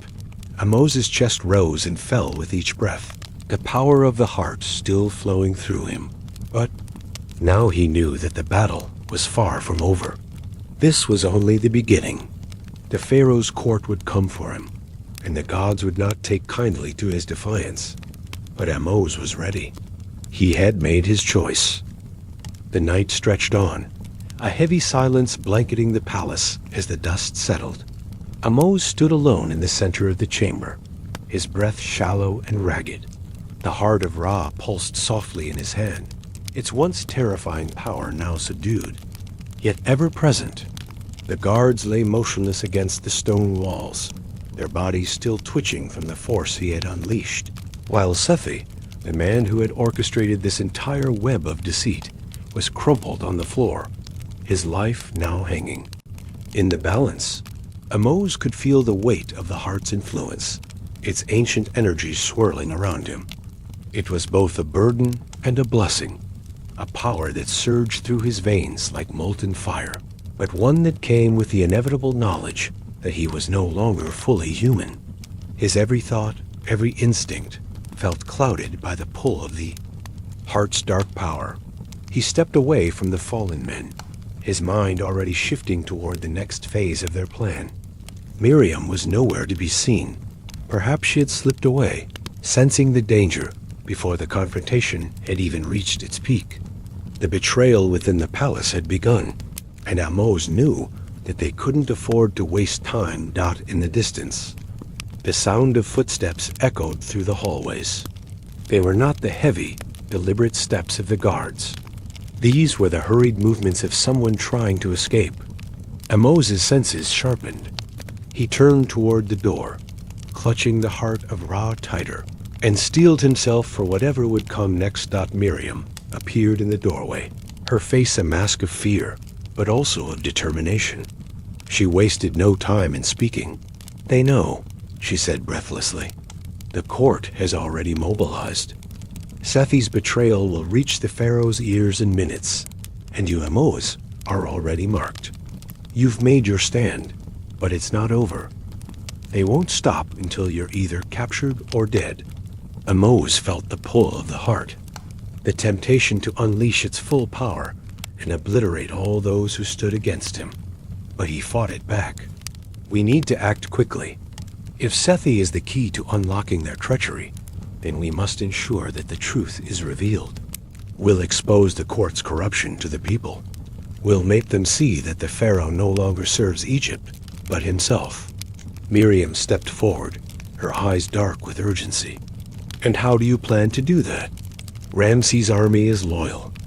To him, we can't just walk into the heart of the court and expect the people to rise up. We start small, Ahmose said, his voice low and resolute. We disrupt their plans from within. If we can find a way to expose the truth to the people, then they will have no choice but to listen. A deep silence fell between them, the weight of their plan hanging in the air like a heavy fog. Miriam's expression softened, and for the briefest of moments, Ahmose saw a flicker of hope in her eyes. But the silence was broken by the unmistakable sound of approaching footsteps. This time, they were not hurried or uncertain. They were deliberate. The sound was accompanied by the clinking of armor and the unmistakable shuffle of soldiers. "Damn it," Miriam muttered under her breath. "We don't have much time. The guards are coming." Ahmose's mind raced. They were trapped, their plan unraveling before it had even begun. But there was one final card to play. He turned toward the entrance of the chamber, raising the heart of Ashrahai above his head. The stone walls groaned as a low rumble began to reverberate through the palace, a faint tremor that grew stronger with each passing second. The heart of Ra surged with power in his hand. Ahmose could feel the pull once again, stronger than ever before. It was almost as if the very palace itself was alive, responding to his command. The walls shifted, and the entrance to the chamber began to close, sealing them off from the rest. Of the palace, Miriam glanced at him, her face a mixture of confusion and fear. "What are you doing?" "Giving us time," Ahmose said, his voice unwavering. "We'll need to move fast. We'll expose the heart's power. But first, we need to ensure that the truth reaches the people." As the last of the stone door slid into place, sealing them in, a deep, ancient voice echoed through the chamber, a voice that seemed to resonate with the very foundations of the earth. Ahmose's heart skipped a beat. The gods themselves were watching him. "You have awakened me, mortal. But be warned, the heart was never meant for you. It will consume you, as it has consumed others before you." The price of power is Haidat, Ahmose froze. The voice was not his own mind playing tricks on him. It was the voice of the heart itself, an ancient divine entity that had long since been sealed away. He could feel the power of Ra's heart pressing in on him, urging him to yield, to become its master. But Ahmose resisted, shaking his head as the whispers grew louder. "I will not be consumed," he muttered to himself. "I will use the heart, but it will not use me." With renewed resolve, he turned toward Miriam. "We need to find Sethi's allies, those who helped him in his plot. We must expose their betrayal before the Pharaoh can close in on us." Miriam's eyes darkened. "And if we fail?" Ahmose's gaze hardened. "Then Egypt will fall, and we will have failed the people." The night passed slowly, the heavy silence of the palace broken only by the distant sounds of moving footsteps, whispers, and the quiet hum of soldiers preparing for the inevitable confrontation. Ahmose and Miriam moved through the shadowed halls of the palace, their movements deliberate and cautious. Every corner could hold a new danger. Every hallway could lead to another trap. The heart of Ra heavily in Ahmose's hand, its power now both a weapon and a curse. He could feel the weight of its influence in every step he took, and as they passed the throne room, his heart sank. This was it. The final confrontation was imminent. But as they approached the inner sanctum, something strange happened. The air grew thick with an oppressive heat, and the walls themselves seemed to hum with an energy that Ahmose could not explain. It was the heart. It had sensed the path they were on, and was attempting to pull them toward its final goal. Miriam stopped in her tracks, her eyes wide with fear. "We're too close. If we continue, we'll expose ourselves. The Pharaoh's guards are everywhere. Ahmose's eyes darkened with resolve. We have no choice. We expose the truth, or Egypt dies in the shadows. They approached the inner chamber, where the Pharaoh's advisors were gathered in secret. The door was slightly ajar, and through the crack, Ahmose could see the flicker of torchlight. The time had come. Stay close, he whispered to Miriam. We'll make our move. In 5. The tension was palpable as Ahmose and Miriam crouched near the entrance of the Pharaoh's inner chamber. The torchlight flickered faintly from the crack in the door, casting a haunting glow across the stone walls. Ahmose's hand clenched around. The heart of Ra, the dark artifact now seeming heavier than ever. The power that surged through him felt intoxicating, almost overwhelming, but Ahmose knew that he had to remain in control. The stakes had never been higher. Inside, the Pharaoh's trusted advisors had gathered in a private meeting, their whispers carrying through the walls of the chamber. Sethi's name had been mentioned in passing earlier by the palace guards, and Ahmose knew that this was the moment to strike before the conspiracy could spread any further. He had to act quickly, or everything would be lost. Miriam gave him a silent nod. Her face, usually filled with the fiery spirit of defiance, was now etched with worry. She knew the dangers of confronting the Pharaoh's closest allies, men and women who were powerful, ruthless, and completely loyal to their king. They would not hesitate to eliminate any threat to their power. But Miriam, like Ahmose, had made a choice. This was a fight for Egypt's soul. They could not turn back. Ahmose reached for the door, his fingers trembling slightly, not from fear, but from the weight of the decision before him. This was not just about surviving. It was about taking control of the future of Egypt. It was about exposing the corruption of Pharaoh Ramses II's court, but also about facing the deeper truth of the heart of I. Could he control it, or would it consume him, just as it had consumed pharaohs before him? He pushed the door open, and the chamber was revealed in its full grandeur. Lavish tapestries, depicting scenes of victory and divine blessings, hung on the walls, and a long table was covered in maps and scrolls, each one marking the empire's vast territory. The advisors sat in a half-circle, their faces solemn and serious as they discussed matters of state. The silence seemed to stretch on forever as Ahmose stepped into the room, the sound of his footsteps echoing in the grand space. Miriam, wait. Here, Ahmose whispered, his voice steady, though his heart raced in his chest. Miriam nodded, and without another word, she slipped into the shadows of the doorway, keeping watch. Ahmose's eyes locked onto the group of men and women seated around the table. They had been talking in hushed voices moments before, but as soon as they saw him, everything stopped. Their gazes shifted, and one by one, they turned their attention to him. Among them was Horemheb, a high-ranking general who had always been close to Pharaoh Ramses II. He was a man of vast influence, but more importantly, he was a man of ambition. He was not loyal to Ramses in the traditional sense. He was loyal to power, and he would do anything to keep it. "You Ahmose," Horemheb said, his voice low, almost amused. "What is the meaning of this intrusion?" Ahmose stood tall, his grip tightening on the heart of Ra beneath his cloak. The moment had arrived, and he would not waste it. "I've come to expose the truth," Ahmose declared, his voice echoing with authority. "The heart of Ra is no longer in the hands of those who seek to misuse it. It is no longer the tool of the Pharaoh's court. It belongs to Egypt and to the people." The room fell deathly silent. The advisors exchanged nervous glances, but none spoke. Horemheb's eyes narrowed, and for a moment, Ahmose could see the wheels turning in his mind. "Do you understand what you're saying, Ahmose?" Horemheb's voice was cold now, devoid of any humor. "You are a fool. You think you can walk into this room and change the course of Egypt's future? You, a mere scribe, are threatening the stability of the Pharaoh's rule? You are a fool to think that you can defy the gods." Ahmose stepped forward, his heart beating faster with every word that left his mouth. "The gods have nothing to do with this.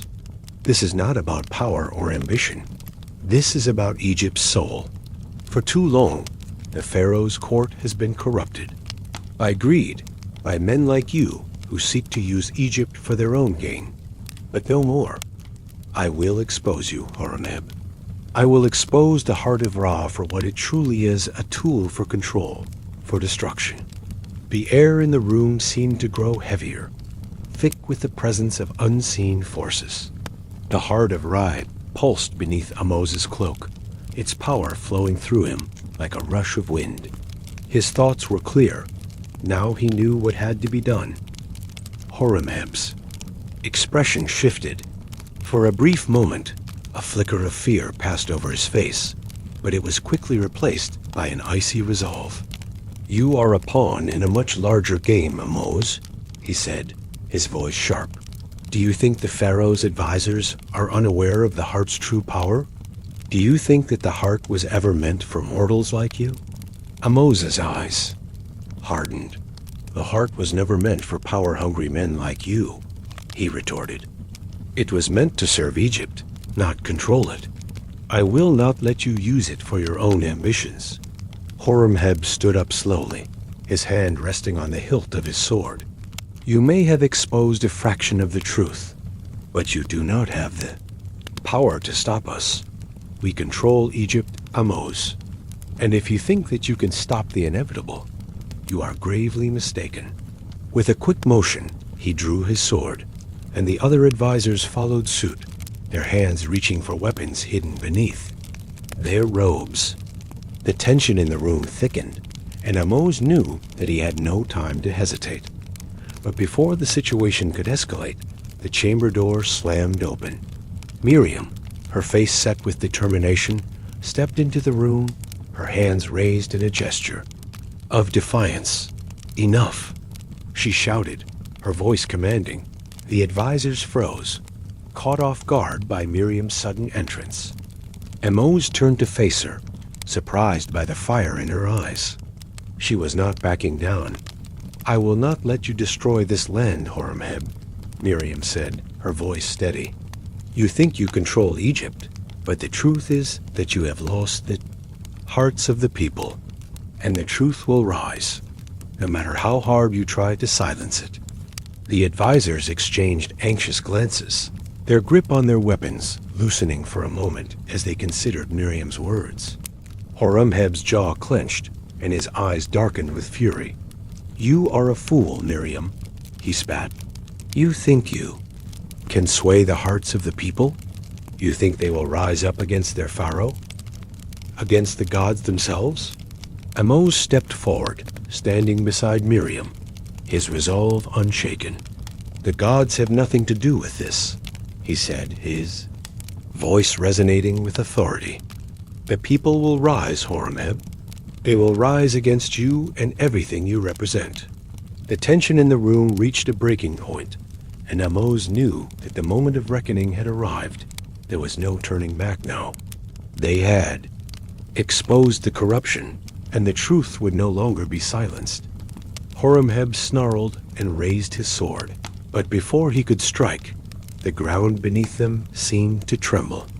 A low, ominous rumble echoed through the chamber, as if the very foundations of the palace were shaking. The heart of Ra pulsed once more, its energy growing stronger. The room grew cold, and the air crackled with an electric charge. Ahmose could feel the power coursing through him, and it was no longer just his will that guided him. It was the power of the heart, the divine energy that had been awakened Dot, and with that power, Ahmose made his move. The air crackled with tension as Ahmose stood before Horemheb and the other advisors, the heart of Ra pulsing steadily beneath his cloak.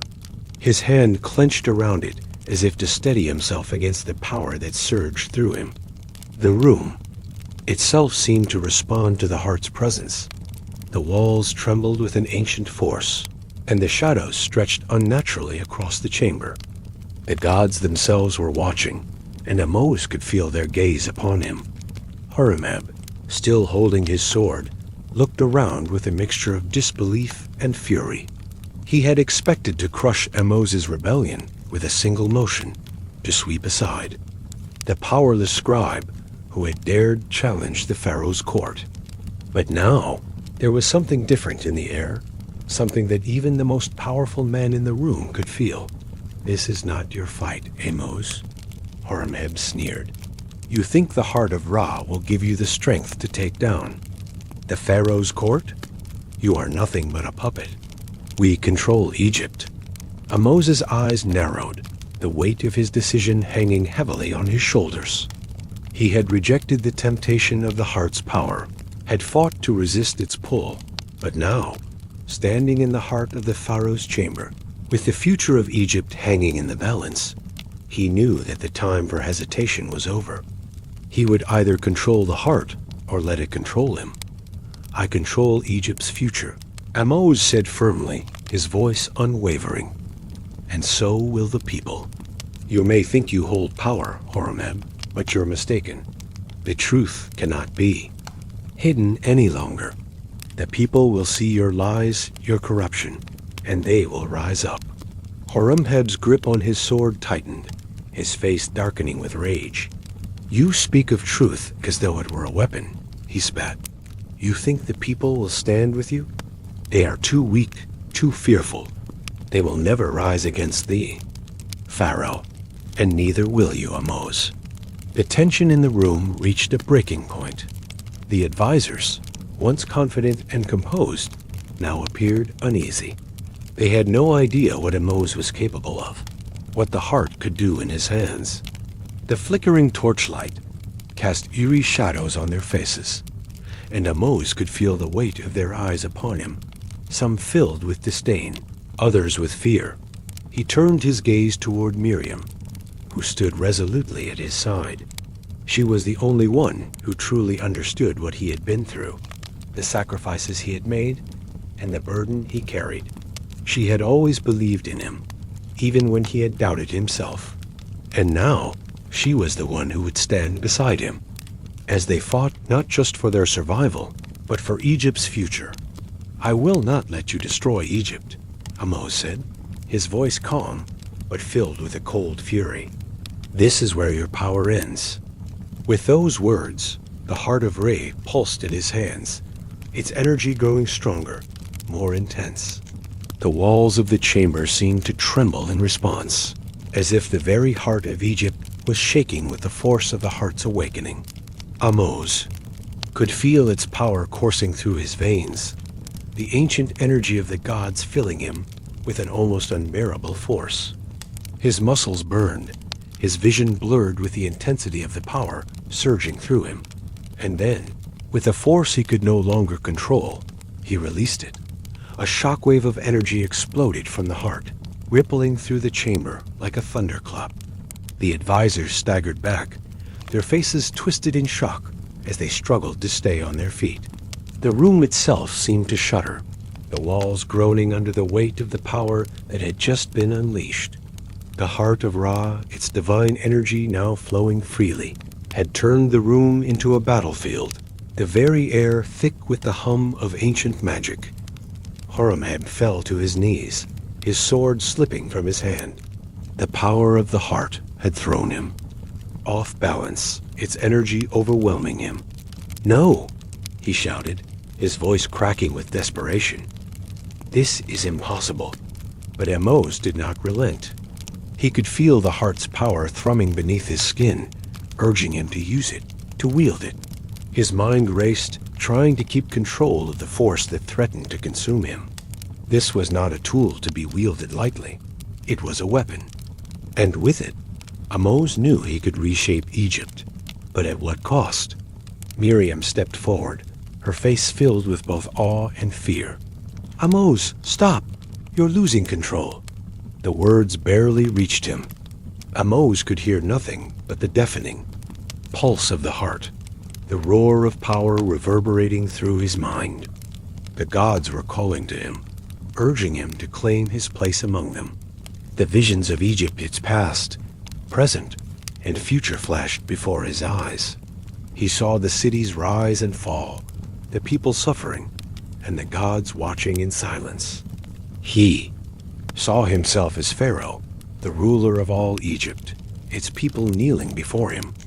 But as the visions came, they also faded, and in their place, the memory of his father's death, of the people he had loved and lost, filled his mind. The heart was not the answer.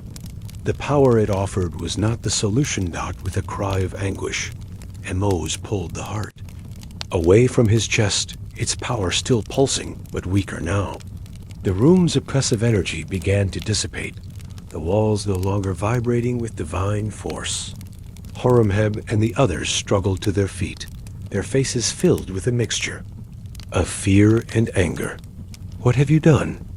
Horemheb demanded, his voice hoarse with fury. "You've sealed your fate, Ahmose. You cannot defy the gods. You cannot defy Egypt's destiny." Ahmose looked at him, his eyes filled with a cold resolve. "I will not be a puppet of the gods. Horemheb, I will not be a pawn in your game. Egypt's future belongs to its people, not to those who seek to control them."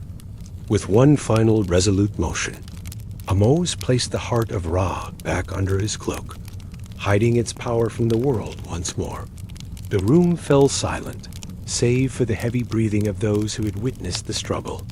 The advisors, once so confident in their power, now seemed uncertain, their faces betraying the fear that had taken root in their hearts. "We're not finished yet," Miriam said, her voice steady but firm. "But this is only the beginning, Ahmose. We must expose them, every last one of them." Ahmose nodded, his mind clearer now. The heart was still within his grasp, but its power was no longer a part of him. He had resisted its temptation. At least for now, and with Miriam by his side, they would expose the truth. Egypt's future was uncertain, but Ahmose knew one thing. He would not allow it to fall under the sway of power-hungry men like Horemheb, no matter the cost. The moon hung high over Thebes, its light casting an eerie glow over the city's ancient stone streets. Within the walls of the palace, the air was thick with fear. Yet Ahmose could feel something else, something stirring beneath the surface of his resolve. The battle for Egypt's future was far from over, and as much as he longed for peace, he knew that this would be the time of reckoning. The Pharaoh's court had been exposed, but it was only the beginning. The true challenge lay ahead, making sure the people of Egypt understood the truth, and forcing those in power to reckon with their lies. Ahmose had already risked everything by confronting Sethi and Horemheb in the palace chamber. He had been prepared to take control, but he had also seen the danger in fully yielding to the heart of Ra's power. He had made his choice, and now he would see it through. The heart would no longer be his tool of domination. It had shown him its strength, but he understood now that such power came at a cost. He would need to act swiftly and with careful precision. Too much power would only bring destruction, and Egypt could not afford to descend into chaos again. Miriam, ever the determined ally, walked beside him as they made their way through the shadowed hallways of the palace. Her face was set in grim determination, her hand on the dagger at her side. They had to move quickly. News of their actions in the inner chamber had already spread. The court was in turmoil. Their next move had to be decisive, or they would lose everything. "They will be coming for us," Miriam said quietly, her voice a soft whisper in the oppressive silence.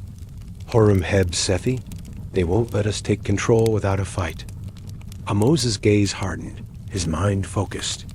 "They want the heart, but they don't understand it. They only want to control it, to use it as a weapon. I will not let them." Miriam nodded, her hand tightening on the hilt of her blade. "Then we must expose the truth. The people need to know what they've done, what they've hidden. It's the only way to break their hold on Egypt." They moved through the palace with quiet precision, avoiding the guards who patrolled the halls. Ahmose could feel the heart's energy pulsing within him, its divine presence still faint, but ever present, as if it were aware of his every move. The power that had once felt intoxicating now felt more like a weight, a burden it could know. Longer be ignored. They reached the grand chamber where Pharaoh Ramses II held court with his advisors. It was a large hall, filled with the opulence and grandeur that marked the ruler's domain. But beneath the golden tapestries, beneath the riches, lay the truth, the corruption that had festered for too long. Ahmose could almost feel the weight of Egypt's history pressing down on him as he entered. The chamber was empty now, the advisors scattered to the far corners of the palace in disarray after their confrontation. Ahmose and Miriam made their way to the central dais where Ramses would usually sit, his throne towering above all others. For a moment, Ahmose could almost imagine the pharaoh sitting there, his face a mask of calm and power. But that was before. Now Egypt was at a crossroads. Where do we start? Miriam asked, her voice low. Ahmose stood before the throne, his gaze fixed on the empty seat. We begin by giving the people the truth.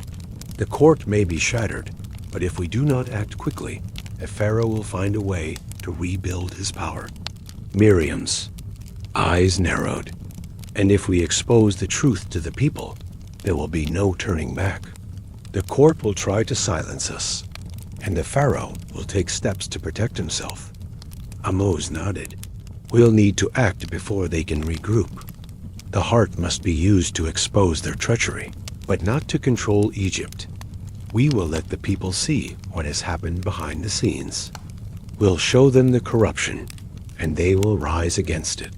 The room fell silent for a moment as both of them stood, considering the weight of what they were about to do. Ahmose knew that the heart of Ra would be the key to everything, but he could not wield it carelessly. It was not a tool for manipulation or domination. It was a force that could either save Egypt or destroy it. Suddenly, the chamber door opened, and a figure stepped into the room, a man cloaked in shadow. Ahmose's heart skipped a beat. Miriam's hand immediately went to her dagger, but the figure raised a hand, signaling peace. It's not what you think, the man said, his voice soft yet filled with authority. I've come to offer you an alliance. Ahmose stepped forward, his eyes narrowing. Who are you? The figure stepped into the light, and Ahmose froze as recognition dawned. It was Amun-Ra, the high priest of Amun-Ra's temple, the same priest who had warned him about the heart of Ra and the danger of wielding its power. I've been following your progress. Ahmose, Amun-Ra said, his tone calm and measured. And I've seen what you've done with the heart, but there's much more at stake than you realize. Ahmose's grip tightened on the heart, still hidden beneath his cloak. What do you want, Amun-Ra? I've rejected the heart's power. I've chosen to fight for Egypt's future without being consumed by it. Amun-Ra's gaze softened slightly, but there was a strange intensity in his eyes. You think you can fight this battle alone? You are mistaken. The forces arrayed against you are more powerful than you could imagine. The pharaoh's court may have fractured, but they will stop at nothing to reclaim control, and they will use the gods themselves to do it. Ahmose's brow furrowed. What do you mean? Are you suggesting that the gods will intervene on the pharaoh's behalf? Amun-Ra nodded gravely. The gods are not silent in matters of Egypt's rule. The heart of Ra is a relic of the divine, and it is not meant to be wielded by mortals. But you, Ahmose, have touched it. You have awakened its power. And now the gods will demand a reckoning. The words hung in the air, heavy and foreboding. Ahmose could feel the presence of the heart growing stronger beneath his cloak, as if it were awakening once more, calling to the gods who had once created it. The weight of his decision bore down on him with an almost unbearable force. He had chosen to expose the truth, to fight for Egypt's future. But had he made the right choice? Could he control the power he had unleashed?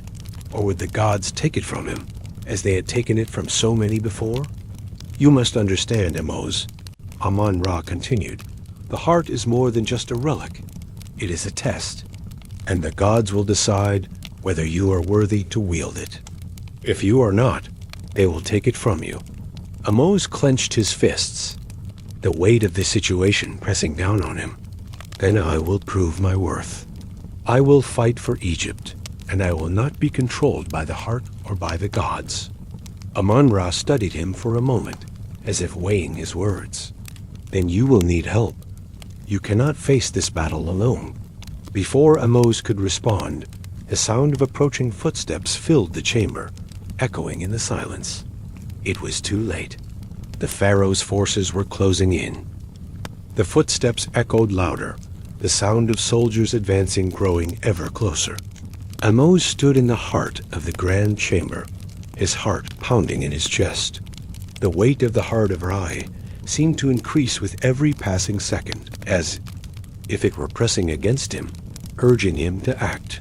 Yet, in that moment, Ahmose felt something more profound, something ancient and primal, that called out from the depths of his very soul.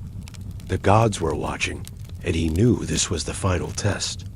The fate of Egypt lay in his hands. Unra's words still rang in his ears. The gods will decide whether you are worthy to wield it. Could he control the heart? Could he avoid the very fate that had consumed those who had sought it before him? He could feel the heart's power now more than ever, its energy flowing through his veins, filling him with both strength and an overwhelming sense of dread. But more than that, he could feel its seductive desire to be used, to be wielded, by someone strong enough to bend the world to their will. It was tempting, all-consuming, a force of nature that threatened to take over. But Ahmose was not a king. He was not a god. He was a man, and he had to remember that Miriam stood beside him, her eyes filled with concern, but also a quiet determination. She had always believed in him, even when he had doubted himself. Now, she was ready to stand with him, regardless of the outcome. But there was fear in her eyes, fear that Ahmose had seen before, when the heart had first begun to stir within him. We don't have much time, Miriam said, her voice low, urgent. They're closing in, Ahmose. If we don't act now, it will be too late. Ahmose nodded, his mind made up. He had to act. He had no choice. This wasn't just about surviving anymore. This was about the future of Egypt, about ensuring that it did not fall under the control of the corrupt Pharaoh and his court. It was about freeing the people from the chains of ambition and greed. I will face them, Ahmose said, his voice steady, though the weight of his decision bore heavily on him. I will not let Egypt fall into the hands of those who seek only power. He turned to Miriam, his gaze unwavering. But I need you to do something for me. I need you to expose the truth. Make sure the people see what the Pharaoh's court has done, what they've hidden. Use the power you have, the connections you've built. If we fail, at least the truth will live on. Miriam hesitated for a moment, then nodded. I will do everything I can. With a final glance toward her, Ahmose turned toward the chamber door. The footsteps outside were now deafening. The Pharaoh's guards were closing in. They were too late to stop him, but that didn't mean they wouldn't try. Ahmose's hand moved instinctively toward the heart of Ra beneath his cloak. He could feel its power surging, growing stronger as the moments passed. The guards would be upon him in seconds, and he had no time to hesitate. Before he stepped into the hall, he turned to Amon-Ra, who had been silently watching him since the moment the footsteps had begun to approach. The priest's face was unreadable, but his eyes shone with an intensity that seemed to pierce Ahmose's very soul. You understand the price, don't you? Ahmose asked, his voice soft but filled with a quiet determination. Amon-Ra nodded, his expression grave. I do. The gods will test you, Ahmose. But remember, this is your choice. You are the one who decides whether Egypt will rise or fall. The heart can either save you or destroy you. Ahmose took a deep breath and stepped forward, pulling the heart from beneath his cloak. The air in the room seemed to thicken, as if the very walls were holding their breath. The heart pulsed in his hands, a living force that filled the room with an eerie, divine light. His pulse quickened, but he forced himself to remain steady. He was ready. He had made his choice. He stepped into the hallway, and the guards who had been waiting outside immediately turned toward him, their swords drawn. They had been waiting for this moment, ready to put an end to Ahmose's rebellion. But as they saw the heart in his hands, their expressions shifted from confident to uncertain. Some hesitated, unsure of what they were seeing, while others seemed to recognize the power that radiated from the artifact. "You cannot stop me," Ahmose said, his voice cold and filled with the strength of the gods themselves. "This land belongs to the people, and if you stand in my way, you will be swept aside." The guards seemed to hesitate, but only for a moment. Their training had taught them to never question the orders of the Pharaoh's court, but Ahmose could see the uncertainty in their eyes. This was not the same man they had once seen as nothing more than a scribe. This was a man empowered by something far greater than them. With a swift motion, Ahmose raised the heart high above his head, and the very air seemed to vibrate with power. The guards froze, some instinctively falling to their knees, as if compelled by some ancient force. The light from the heart filled the hallway, illuminating the darkened walls with a brilliance that made the stone appear as though it were burning. "You will not control Egypt any longer," Ahmose said, his voice steady, echoing with the power of the gods themselves. "I will fight for the people, and I will never be controlled by power."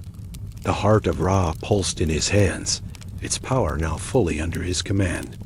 The guards, now completely overwhelmed by the divine energy in the room, dropped their weapons and stepped back, unable to resist the pull of the heart. Ahmose could feel the weight of the gods pressing down on him, but he refused to succumb. He was not a god. He was a man, and he had made his choice. Suddenly, a voice cut through the silence. It was Horemheb, his voice filled with fury. "You are nothing, Ahmose. You think you can defy the will of the Pharaoh? You are a fool." Ahmose turned to face him, the heart still glowing in his hands. "It is not the Pharaoh's will that matters," he said firmly. "It is Egypt's will, and it is time that the people take back their future." The battle for Egypt's soul had only just begun, but Ahmose could feel the shifting tides of fate. The heart of Ra had given him power, but it was his will, his conviction, that would shape Egypt's future. The gods had played their part, but now it was up to him to decide what Egypt would become. The golden rays of the morning sun pierced through the stone walls of Thebes, casting long shadows across the city's narrow streets and towering temples. The city, once vibrant with the life of its people, now stood at a precipice, teetering between two worlds. On one side, Pharaoh Ramses II, the God King, sat on his throne, secure in his belief that Egypt belonged to him, and to the power he wielded over it. On the other, Ahmose, once a humble scribe, now a man empowered by the heart of Ra, stood, ready to dismantle the very system that had controlled Egypt for generations. The palace had become a fortress of fear, and the city outside its walls had begun to murmur. The power of the Pharaoh was no longer as unquestioned as it once was. Word of Ahmose's defiance, and the truth he had exposed about the heart of Ra, had spread like wildfire through the streets. People who had once bowed their heads in servitude now dared to look up, to wonder if they too could claim their place in Egypt's future. Ahmose stood on the balcony of the high chamber within the rebel hideout, gazing out over the city. The heart of Ra, now carefully concealed beneath his cloak, pulsed quietly, its power still at his fingertips. But despite the energy flowing through him, a quiet weight settled in his chest. This was not a time for celebration. The battle was far from over. "Are you ready?" Miriam's voice broke through his thoughts. She stood behind him, her eyes full of quiet resolve. The flickering torchlight in the room cast shadows across her face, but the strength in her presence was undeniable.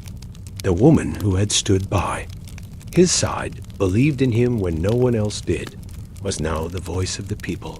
She had become a leader in her own right, and together they would decide Egypt's future. Ahmose turned to face her, his expression hard. "I'm ready, but I don't know if the people are." "You've given them a choice," Miriam replied softly. "You've shown them that there is another way, a way out of the Pharaoh's grip. It's time to move forward." Ahmose nodded, though the fear he felt was not for himself. He had already rejected the temptation of the heart, choosing instead to fight for Egypt. But in doing so, he had become a symbol of hope to some, of rebellion to others, and symbols were always dangerous. "We will move tonight," Ahmose sighed, his voice steady. "If we do not act, the Pharaoh's court will regroup and crush us. We must take control of the people's hearts before Ramses does." Miriam walked up to him, her hand resting briefly on his shoulder. "The people are with you. They are waiting for someone to lead them. You've already started something that can't be undone."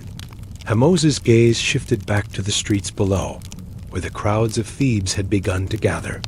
The winds of change were stirring in the city, and Ahmose could feel the weight of history in the air. The moment had arrived. He had to lead them. He had to show the people of Egypt that the power of their land belonged to them, not to the Pharaoh, not to the gods, but to the people who had toiled under the weight of oppression for centuries. Later that evening, Ahmose and Miriam stood before the people of Thebes. The rebellion had grown from whispers in the dark to a full-blown movement. The people had gathered in the city square, eager to hear what Ahmose would say. They had heard of his defiance against the Pharaoh's court, of his rejection of the heart of Ra's power, and now they looked to him for hope. Ahmose stepped forward, his eyes scanning the sea of faces before him. He could see the fear, the uncertainty, and the hope in their eyes. The people of Egypt had suffered for too long. They had been ruled by the gods and kings, shackled by tradition and fear.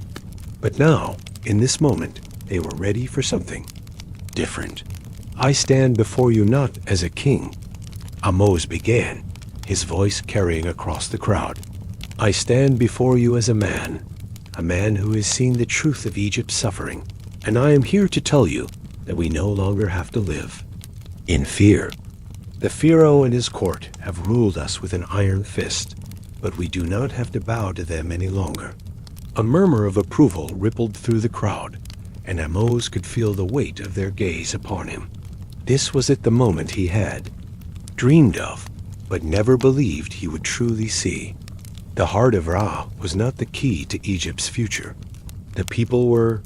"The gods have not abandoned us," Ahmose continued, "but the Pharaoh has abandoned us. He has used the heart to control our fate, to make us believe that we must submit to him. But Egypt's strength lies not in the gods or in the Pharaoh's court. It lies in you, the people. We will rebuild Egypt, not as a kingdom of the pharaohs, but as a land of freedom, a land of justice." The crowd erupted into cheers, the energy of the moment electrifying the air. Ahmose could see the spark of hope igniting in their eyes, the realization that they were not powerless. They had the strength to change Egypt's destiny, and Ahmose would be the one to lead them. But even as the people cheered, Ahmose could feel a shift in the air. The heart of Ra, concealed beneath his cloak, pulsed once more. Its power had not disappeared, was still there, a constant reminder of the temptation that loomed before him. But this time, Ahmose resisted. This was not the time for the heart's power. This was the time for the people's power. "Tonight, we take Egypt back," Ahmose said, raising his voice over the cheers. "We will move against the Pharaoh's court and expose the corruption that has held us captive for too long. The heart of Ra will no longer be a weapon to control Egypt. It will be the symbol of our freedom, the key to a new Egypt." The crowd's cheers grew louder, their voices rising in unison. It was the sound of a people awakening, of a land reclaiming its strength. But in the distance, a shadow moved out. As Ahmose turned to Miriam, he saw it, a glint of movement at the edge of the crowd.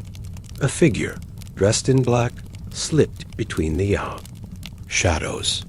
The figure's eyes locked onto Ahmose, and in that moment, Ahmose knew something was wrong. The celebration in the square was short-lived, as the sudden appearance of the shadowed figure sent a wave of tension rippling through the crowd.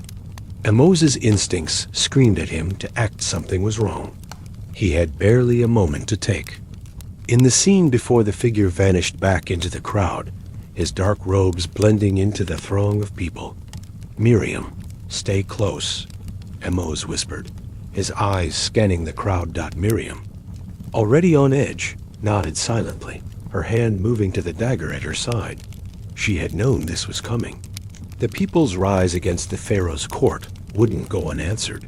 There was no easy victory. But Ahmose had thought the moment to expose the Pharaoh's corruption would come after their movement had gained more momentum. This sudden intrusion had caught him off guard. "Something's not right," Ahmose muttered, his eyes narrowing, as he searched for any sign of trouble. The crowd had already started to disperse, but the air felt charged with something darker, more dangerous. The heart of Ra pulsed softly beneath his cloak, its power thrumming in response to the tension. Surrounding him, Miriam's gaze darted to the shadows. "It's him, isn't it?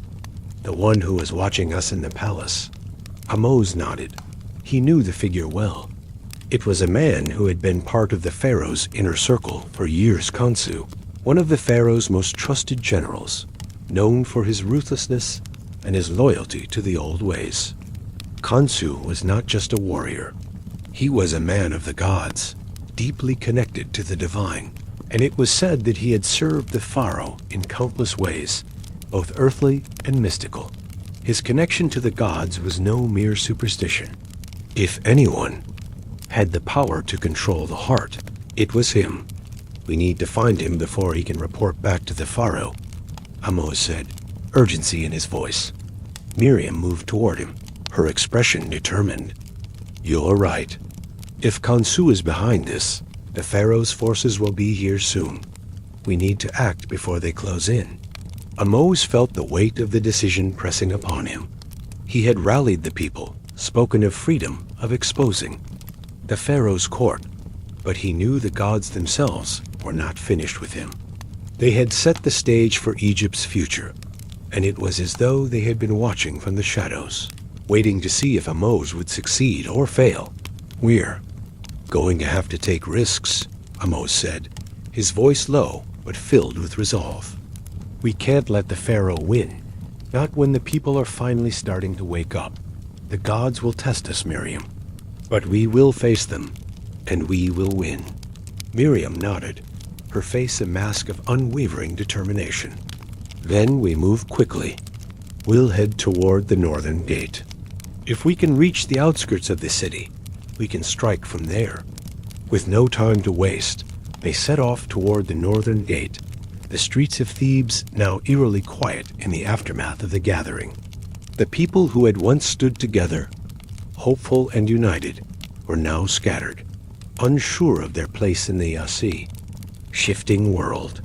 The whispers of rebellion had begun, but so had the whispers of those loyal to the Pharaoh, waiting for their moment to strike.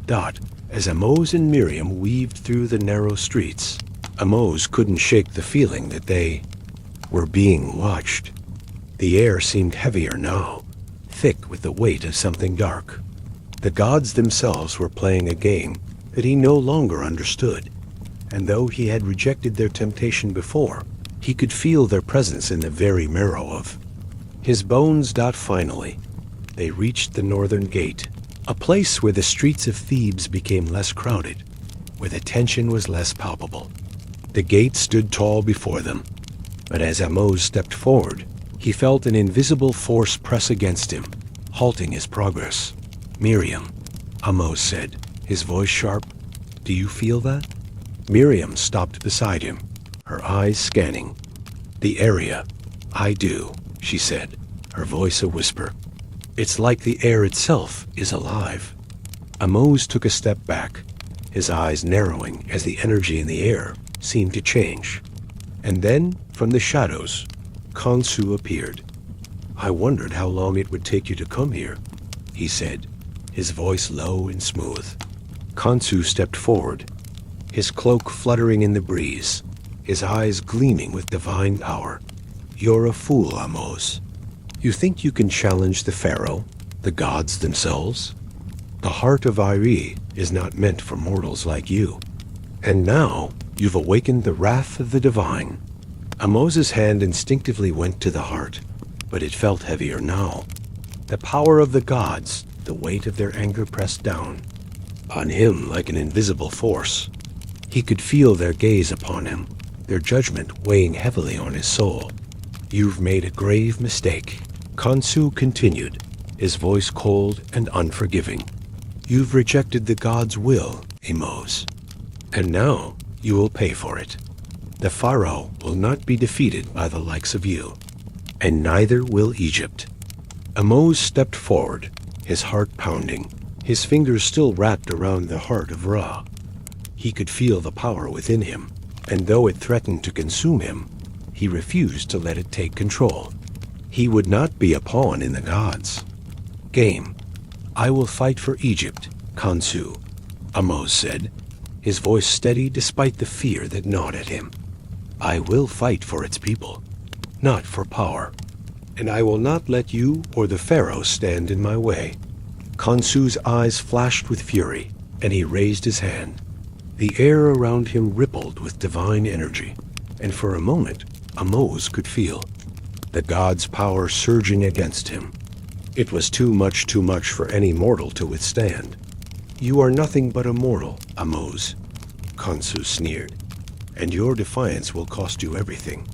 But just as Khonsu raised his hand to strike, a blast of energy erupted from Ahmose, the power of the heart of Pharaoh surging to the surface.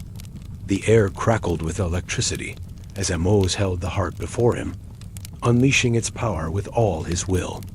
The force sent Khonsu stumbling backward, the divine energy dissipating for just a moment.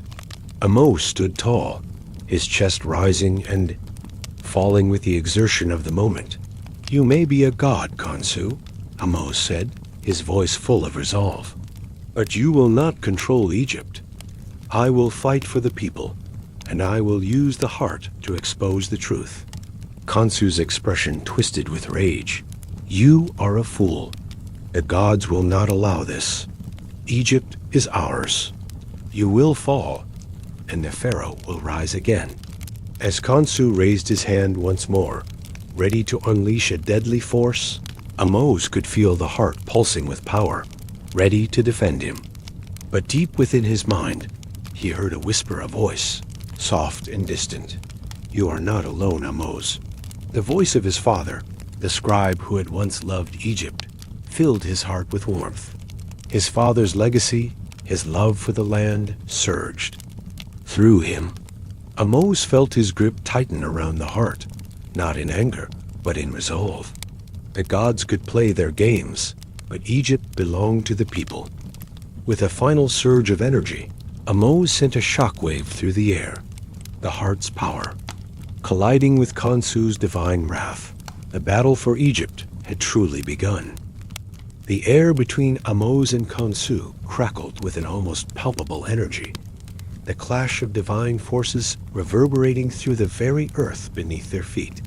Khonsu stood before him, a towering figure of godly wrath, his eyes glowing with an unearthly light, and his hand raised high as though commanding the very heavens themselves. His power surged, and the winds around them began to swirl violently, the temperature plummeting as if the gods had cast their judgment upon them.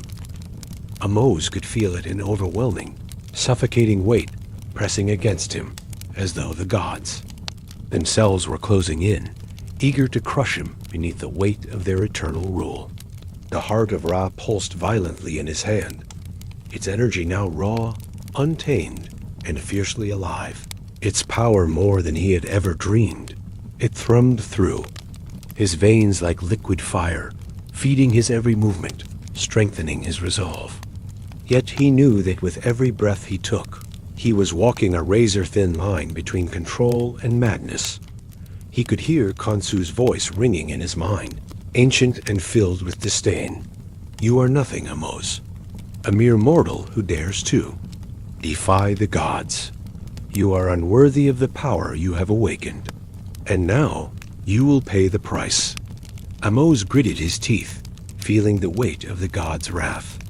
His thoughts raced. Miriam was watching from the shadows, her eyes filled with fear and resolve. The people of Thebes had started to rally around him, their voices rising in support, but he knew that if he failed here, all would be lost. Egypt's future, its very soul hung in the balance.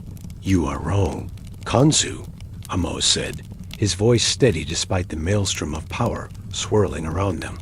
"I am not here to defy the gods, but to save Egypt from their grip. You speak of destiny, but Egypt's true destiny lies in the hands of its people, not in the hands of a god who would use them as pawns in a game of power." Khonsu sneered, his form flickering with divine energy. "You know nothing of destiny, Ahmose. The gods shape the future, and Egypt belongs to us. You are nothing but a vessel for power you do not understand. You think you can control the heart? That power will consume you, just as it has consumed all who have come before you."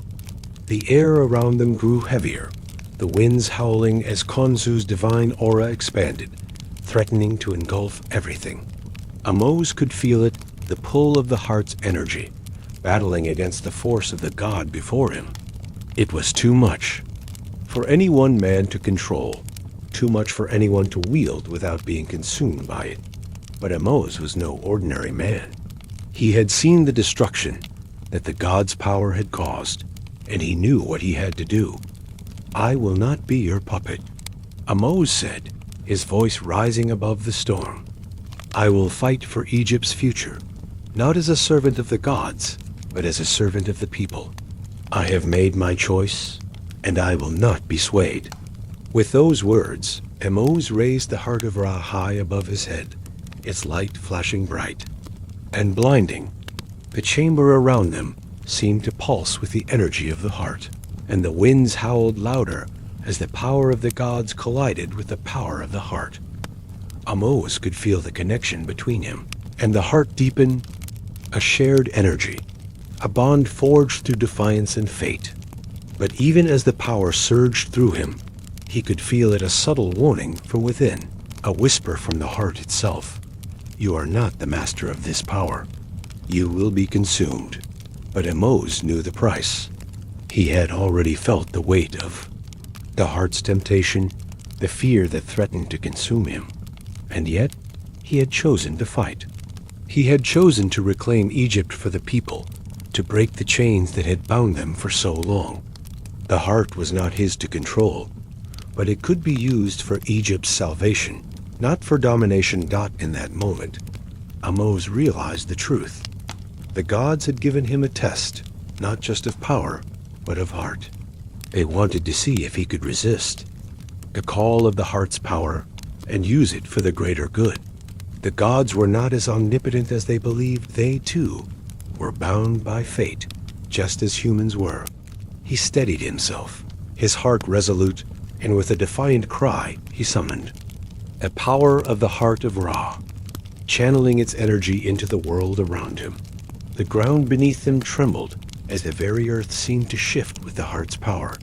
The force of Ahmose's will collided with Khonsu's divine fury, and for a moment, the two forces were locked in a struggle for control. Ahmose could feel his body shaking with the effort of containing the heart's power. The gods had created the heart to be a tool of control, but Ahmose had chosen to defy their will. And now, it seemed, the gods would make their final move. Ahmose would not be a puppet. Not today. "I control my destiny," Ahmose shouted, his voice echoing through the chamber. Not the gods, not the Pharaoh, not the heart. In that moment, the very fabric of the chamber seemed to shudder. Khonsu let out a roar of fury as the heart's power expanded outward, pushing against the divine force that had once held Egypt in its grip. The room seemed to explode with energy, as if the gods themselves were being torn apart by the force of Ahmose's will. And then, with a final surge of power, Ahmose pushed the heart forward, unleashing its energy in a massive burst. The explosion of divine light was blinding, and for a moment, Ahmose could see nothing but white. When the light finally faded, Ahmose collapsed to his knees, his body exhausted from the effort. The world around him was silent. The gods were no longer whispering in his ear. The heart of Ra was still in his hands, but it felt different. Its power had diminished, as though it had been released from its divine shackles. Ahmose looked up. The chamber was still standing, the god's wrath having subsided, at least for now. Khonsu, once standing tall, was now crumpled on the floor, his form flickering as though his divine essence was unraveling. The very air seemed to reject him, and with a final tortured cry, Khonsu vanished, his power dissipating into the ether dot, and in that moment, Ahmose knew that Egypt was free. The stillness of the chamber was deafening as the last echoes of Khonsu's fall faded into silence. Ahmose remained kneeling on the floor, his breath heavy, his body drained from the immense power he had just wielded. The heart of Ra still rested. In his hands, its once blinding glow now faint and dull, but its presence was undeniable. The gods had been silenced, their wrath subdued, and the Pharaoh's court had crumbled beneath the weight of truth. He slowly lifted himself from the cold stone floor, his muscles aching with the effort. The chamber around him was eerily still, as though the very air had frozen in place. The faintest tremor of unease still clung to him, the lingering sense that something greater than just a mortal man had been involved in this battle. It wasn't just a struggle against Khonsu. It had been a battle against fate itself. "Is it over?" Miriam's voice broke the silence. Her tone was steady, but there was an edge of uncertainty in her words as she stepped forward, her gaze locked on Ahmose. The fire of rebellion still burned in her eyes, but there was something softer, too, a sense of relief, of hope. Ahmose turned to face her, his expression weary but resolute. "It's over for now," he said quietly.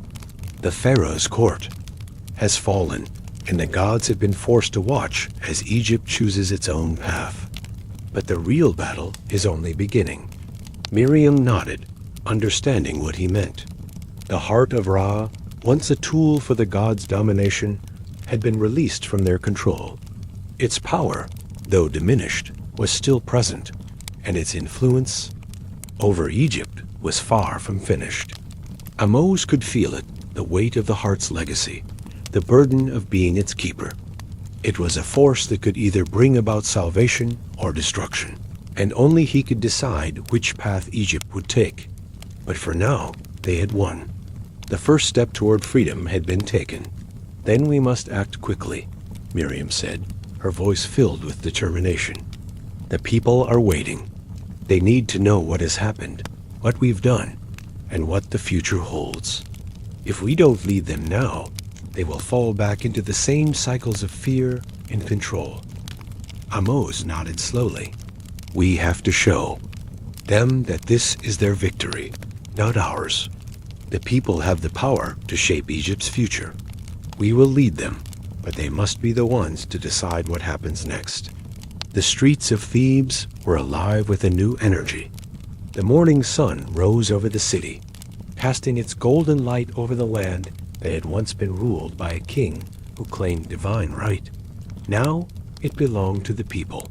Ahmose walked through the marketplace, the heart of Ra hidden beneath his cloak, and he could feel the eyes of the people upon him.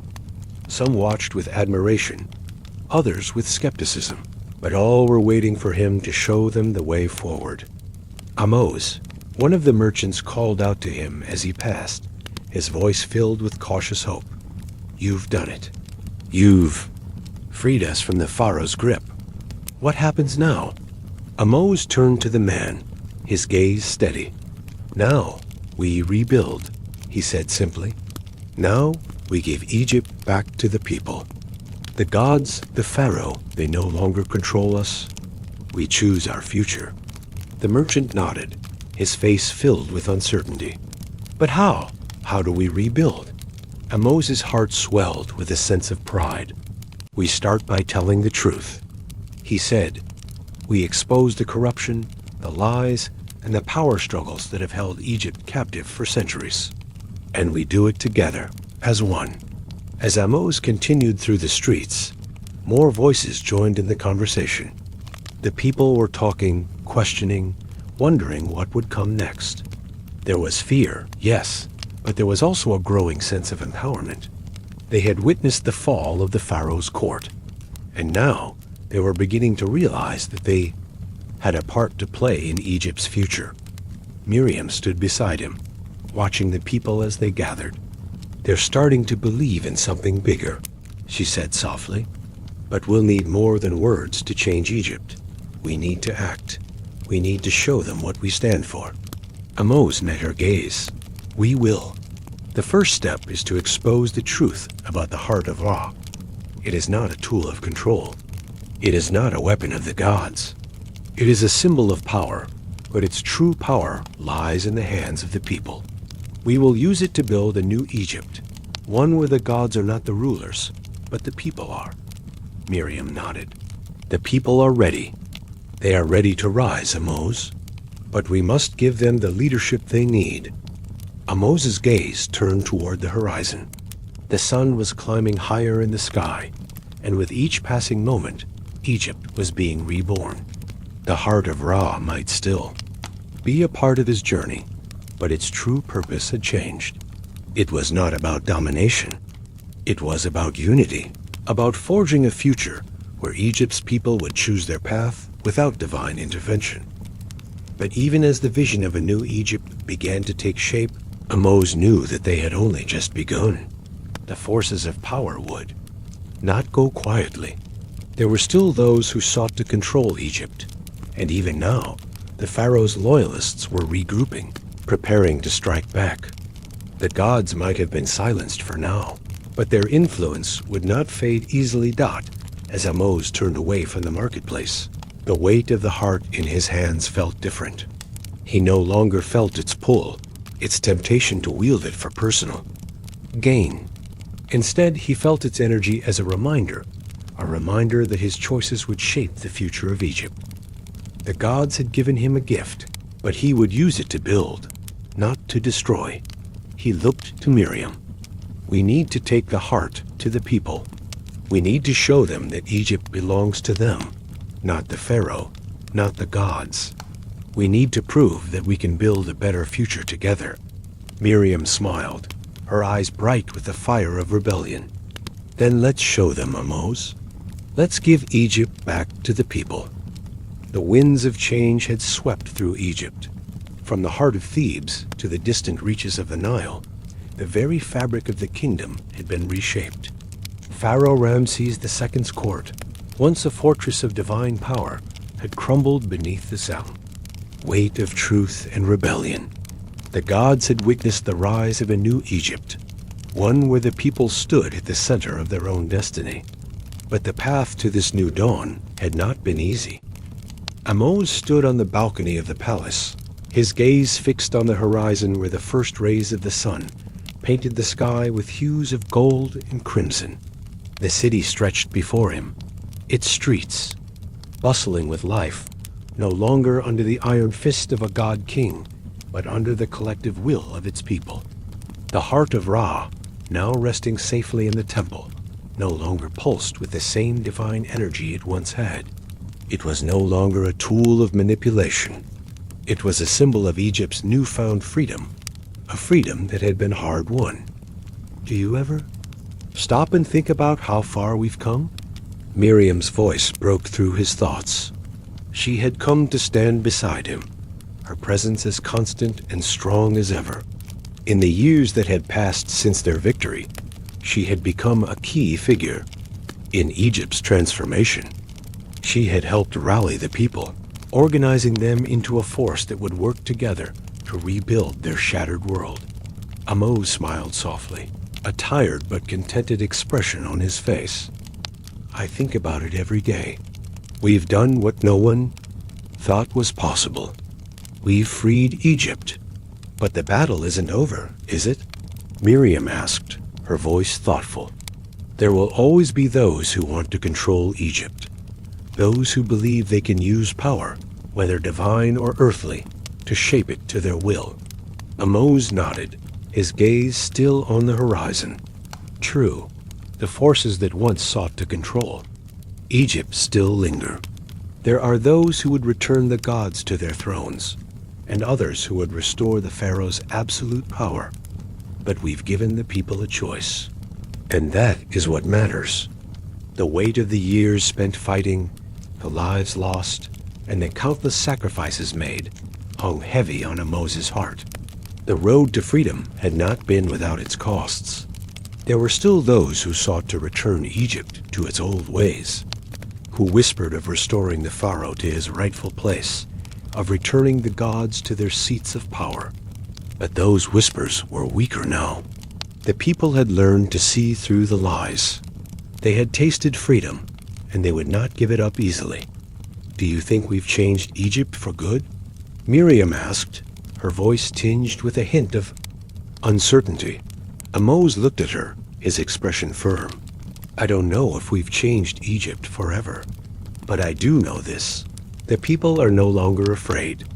They are no longer content to live under the rule of the gods or the Pharaoh.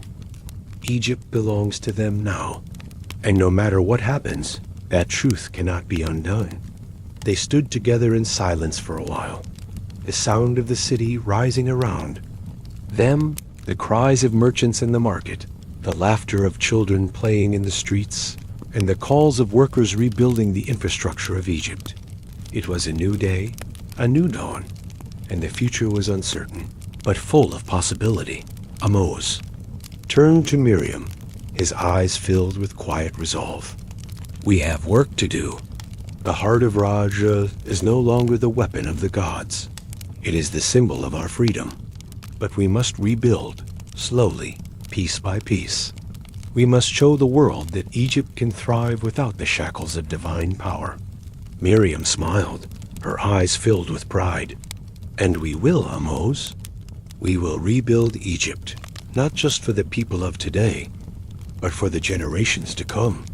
As the sun continued to rise over the horizon, casting its golden light over the city, Ahmose knew that Egypt was at the start of a new chapter. A chapter that would be written not by kings or gods, but by the people who had fought for their freedom. The gods had their place in Egypt's past, but now it was the people who would write Egypt's future.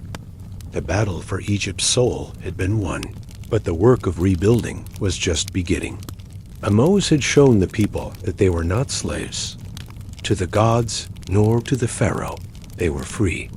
And as long as the people of Egypt remained united, no force, no god, no man would ever be able to take that freedom from them again. And so, with the heart of Ra's power no longer hanging over them, Egypt entered a new era, a time of hope, of rebuilding, and of self-determination. The gods had come, they had gone, and now the people's turn to rule. Ahmose's legacy would be one of freedom, of a man who had defied the gods, rejected the path of power, and chosen to stand with the people. His story, once of a simple scribe, had become a legend of defiance, of hope, and of the power of the people to shape their own destiny. The story of Egypt's rise was just beginning.